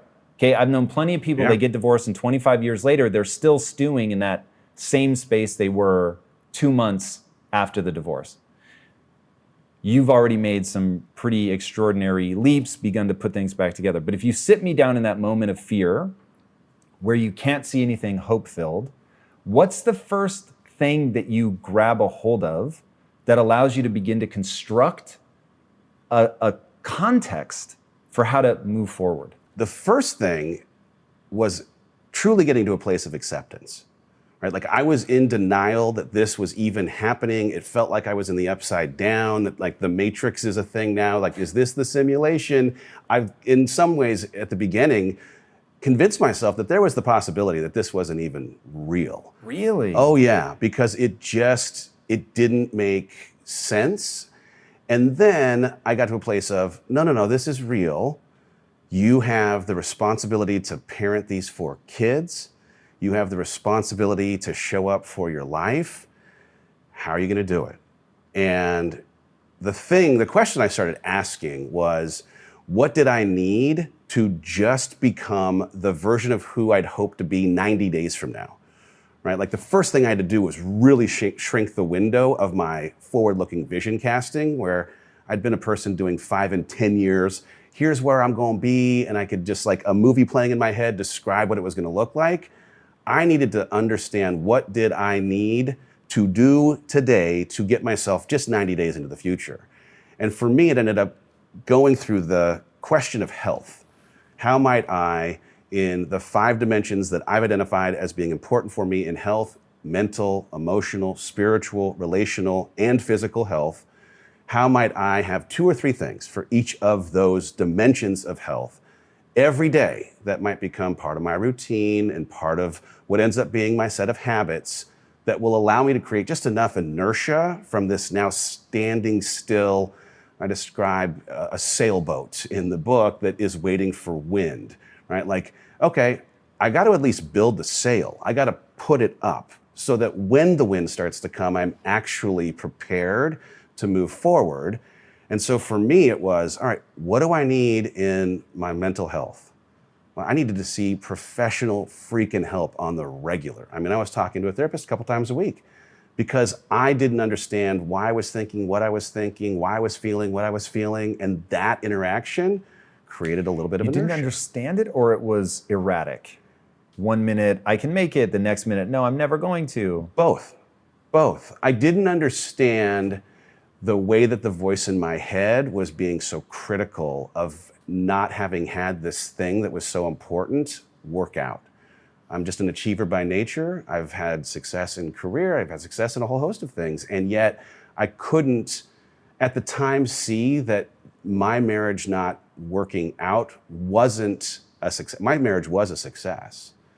It just was the end of my marriage in what had been, or the end of our relationship in what had been, as we've now transitioned into something new. But at the beginning, I saw it as a failure, that I somehow had failed.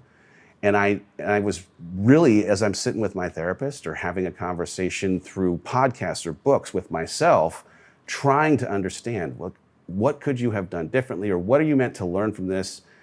And some of that work, would allow me just a little breadcrumb. Now I'm taking one step closer to an answer that over what now is almost 2 years worth of time had me really come to appreciate I am who I have become, not in spite of what happened, but because of what happened. And that as much as I had this bold declaration at the end of 2019, 2020 is going to be my best year ever. I have publicly declared that 45 was the year of my life that I was waiting for this best year to happen. And what I couldn't appreciate then, that I see so clearly now, is that I was not ever going to be the person who could dictate the conditions that would bring my best forward, right? And so, if in some ways I brought on some of what ends up happening in 2020, I apologize for the pandemic and anything else I may have been responsible for. I don't think that for real. But I also, right, I prayed that certain things that happened would never have happened, and I was doing so at the expense of how that cause and effect relationship produced the best. I wouldn't have been brought to my knees in a way that brought me closer to my spiritual walk. I wouldn't have had the way that this divorce created closeness with my kids, the kind of relationship that comes out of it. I wouldn't have spent the kind of time in physical transformation, really. Which your physical transformation is crazy. Crazy. No, thank you. But it is, moving my body and pushing myself to do things physically has been an exercise in showing myself that I can do things that go beyond what I believed myself to be capable of, so that I could take that experience in the physical realm and believe it in the mental and emotional realm. Oh, you can also handle things mentally, or you can handle things emotionally that go wildly beyond what you believed yourself to be capable of, because you now have proof, you have evidence in this other part of your life. Dude, body transformation is the most underutilized mental transformation tool ever.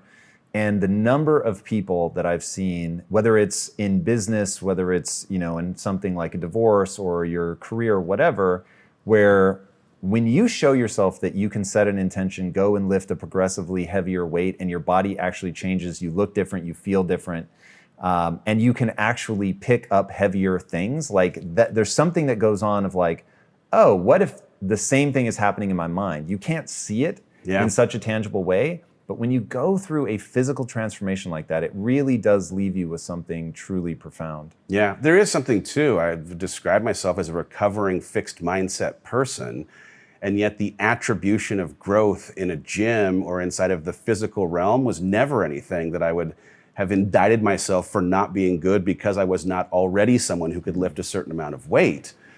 But the ability to connect dots and see, oh yeah, you can continue to grow in this space. You can grow, whether it's muscle or endurance or stamina, recovery.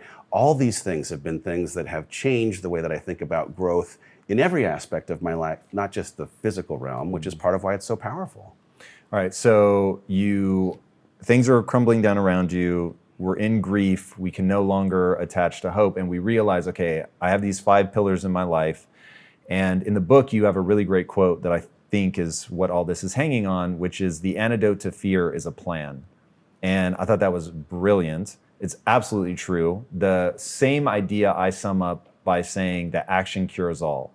If I'm super anxious about something, all I need to do is start dealing with the problem head on, like just go start actually executing against it.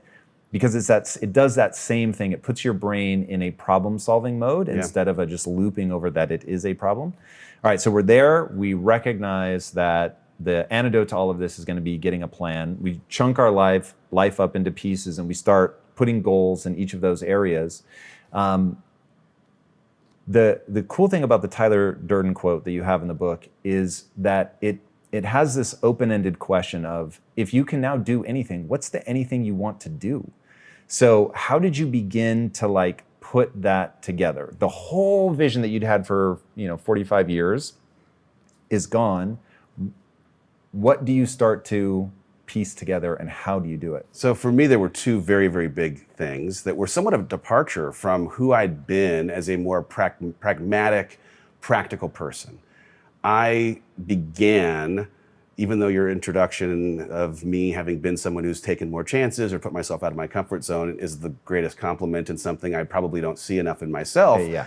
I have been in a season of yes, like just radical yes, so that if opportunity presents itself for me to do something that I have not previously done that might publicly embarrass me, that I will fail wildly and spectacularly at for the opportunity to fail wildly and spectacularly at, I have just said yes. And why? When did that become a strategy?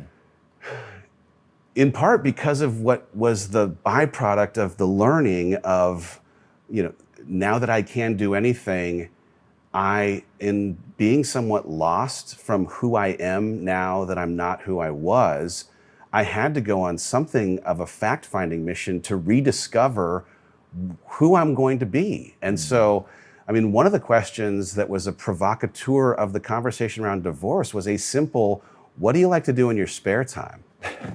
Which I should be able to answer.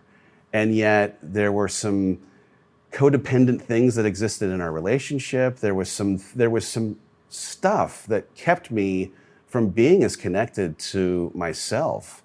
And so the discovery of where passion might exist in my life, or where curiosity might exist in my life, became, well, there's only one way that I'm actually going to get to the bottom of it, and that's by just saying yes to a bunch of stuff. I'm going to probably eliminate or disqualify a bunch of things that I am definitely not curious about, or definitely don't have passion for, but I have to start by saying yes. So that was the first big thing. Really fast, I want to tie that to something you say in the book that I thought was really profound. So you talk about, you have to be very careful about how you frame something. And I forget the exact example you use in the book, but you're like, let me describe the same thing 2 different ways. Both are true, but one is like, you failed at this thing and, that set you back at work or whatever. But also, this is also true. From that thing, you learned this, and that's what ended up giving you the promotion. And it's like, which one of those you want to focus on and tell yourself is really going to determine your future. Tony Robbins has a really great quote where he says, the quality of your questions will determine the quality of your life. And was there a conscious thing around that? Like, I need to ask a different question around, okay, I can look at this as everything has fallen apart, or I can look at this as this is now my opportunity to change who I am in a way that I find exciting. It's interesting because it actually ties to what my second thing was going to be, which was this conceit, this belief that good would come from it, which is hard to manufacture at the beginning when you're sitting at the bottom of a ditch of... Were you leaning on faith on that, or was there something else that triggered that? Faith, yes, but not just like religious faith. But this was like belief that the things that I would need in the journey would present themselves along the way. Because that's just how life works? No, or... because I believe that if you look for things, you find them.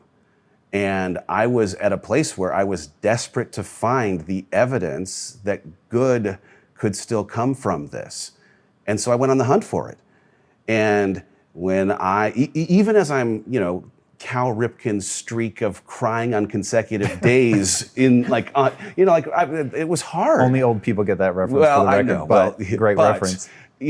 I did have plenty of days where just getting out of bed felt like the win, and yet I'd still start my day with gratitude, like finding the good that was already present despite the conditions that I was in was a way to just hack a little bit of how I might, because of that gratitude practice, go on the hunt for things to be grateful for.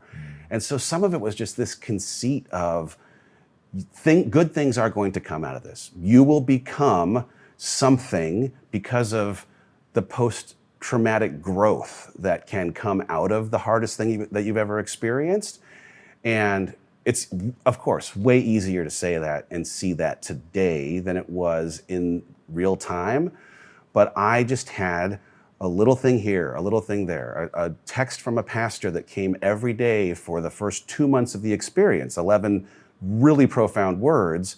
What small piece of sadness can I hold for you today? Right? He wasn't trying to diminish the pain or grief. He wasn't trying to even do anything more than just offer solidarity and some empathy for the fact that this is a shared experience kind of thing. I'll walk alongside you while you do it. But the fact that that showed up every day was just a reminder, some evidence of the things you need are going to show up when you need them along this journey. I'm out running and a new neighbor has happened to move in down the street.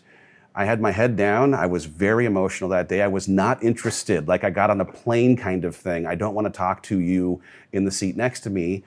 And yet I ran past him. I ended up turning around to come back and introduce myself. And they ended up becoming part therapist, part comedy buddy, part guy who was showing up to barbecue every day when I was struggling to remind myself to eat. And they showed up right when I needed them. And so what made you turn around?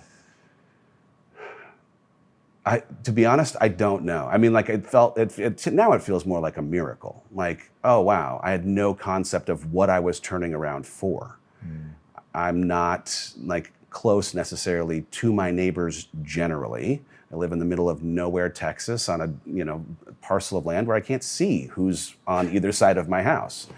And yet, on that day, for whatever reason, that was the instinct, that was the tug. And there's a lot of what I end up writing in the book is about trusting the voice, trusting, whether it's Glennon Doyle's definition of knowing or voice of God or intuition or gut, but like there have been plenty of times in these last 2 years where there was something that was tugging, and that was an intuition that had a sense of what was necessary for me to do that I didn't consciously have an appreciation for.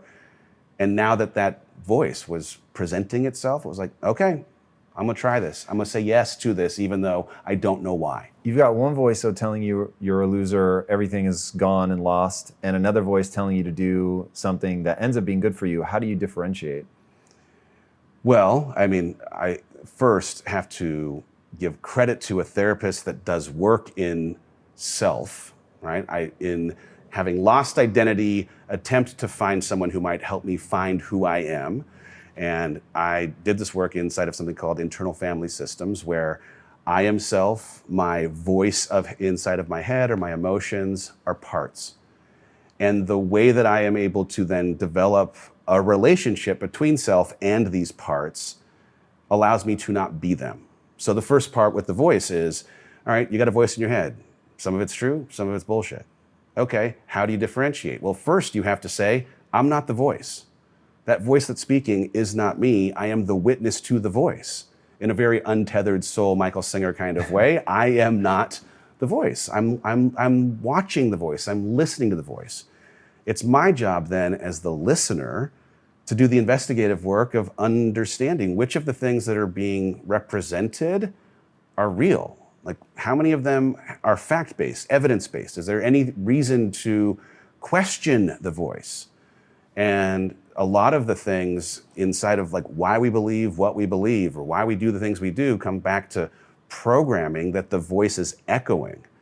And so if we were raised in a patriarchal society, or we were raised inside of a certain religious belief, or we have parents or family of origin that believe a certain way, that voice often is the echo of something that existed from when we're 5 years old. And the question that I have to go back and ask is, well, did the people who were the originators of that story have credibility? Like, do they have credibility generally? And oftentimes they do. You believe things usually because they've come from someone of authority that's important in your life, that you love or crave love from, and that you, for whatever reason, have put on a pedestal or respect. But just because someone at some point in your life had credibility doesn't mean that they have credibility on that topic, or that there's even relevance necessarily for their opinion that maybe, right, I was born in 75, my parents were good people, they meant well, a thing that they were programming into me when I was 5 in 1980 may not have practical relative to when it was, good then, application in 2021. It likely doesn't. And going back and questioning if that story that was told then is still a credible story today is part of how, when you hear the voice and that bullshit side of the voice is chirping, you get to go and ask, where did this voice come from? I'm not the voice, I'm the witness to it. And does it actually have a credible connection to anything that has practical application in my life today? And so utility becomes the guide as you're assessing all these different voices, basically. Yeah, utility, but also, and this will sound crazy because when it was described to me as a thing to do, I thought it crazy, and then I just started doing it. I actually will name these feelings that I have and invite them to sit at an imaginary table inside of my psyche and have a conversation with them. And it works because you make them the other and not yourself? Yeah. And so for example, I have anxiety as a thing that has Clark, who is, the opposite of Superman. I was going to say, I have to ask. Of course, no, but yeah, Clark, who is the opposite of Superman, is a thing, and I'm talking like situational anxiety, not clinical anxiety. Like, when I get anxious, I used to try and mute the anxiety. I used to try and push it away. I would become a dick to people, whatever it was. I was not great with anxiety. And now Clark shows up. I get to sit Clark at this table, have this conversation. Clark, for what reason do you believe yourself to be here? And Clark, right, as a part inside of me, believes himself to be serving a helpful role, right? So Clark doesn't realize he's a negative emotion.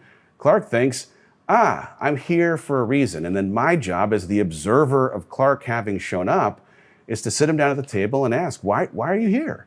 And most often, Clark shows up in my life because there is something in my life that has enough ambiguity around it that a simple plan, or even in some instances, a more complex plan, but a plan being applied in that ambiguous part of my life would give Clark permission to leave, because his job in having drawn my focus to the area is done. He's here as a helper. And so in a crazy way, not that like I celebrate anxious moments or Clark's arrival, I've changed the way I see Clark or anxiety as a negative thing and more as a clue. Oh, this is intel. Information is being presented to me, and if I can sit down and have a conversation with it, I might get to the bottom of why he's here. If you capture substantial amount of life, your very presence will become a significant life. Otherwise, you will become a mediocre life. This is the important thing. It's not the knowledge you gather in your head, it's not the muscle that you gather in your body, it's the life.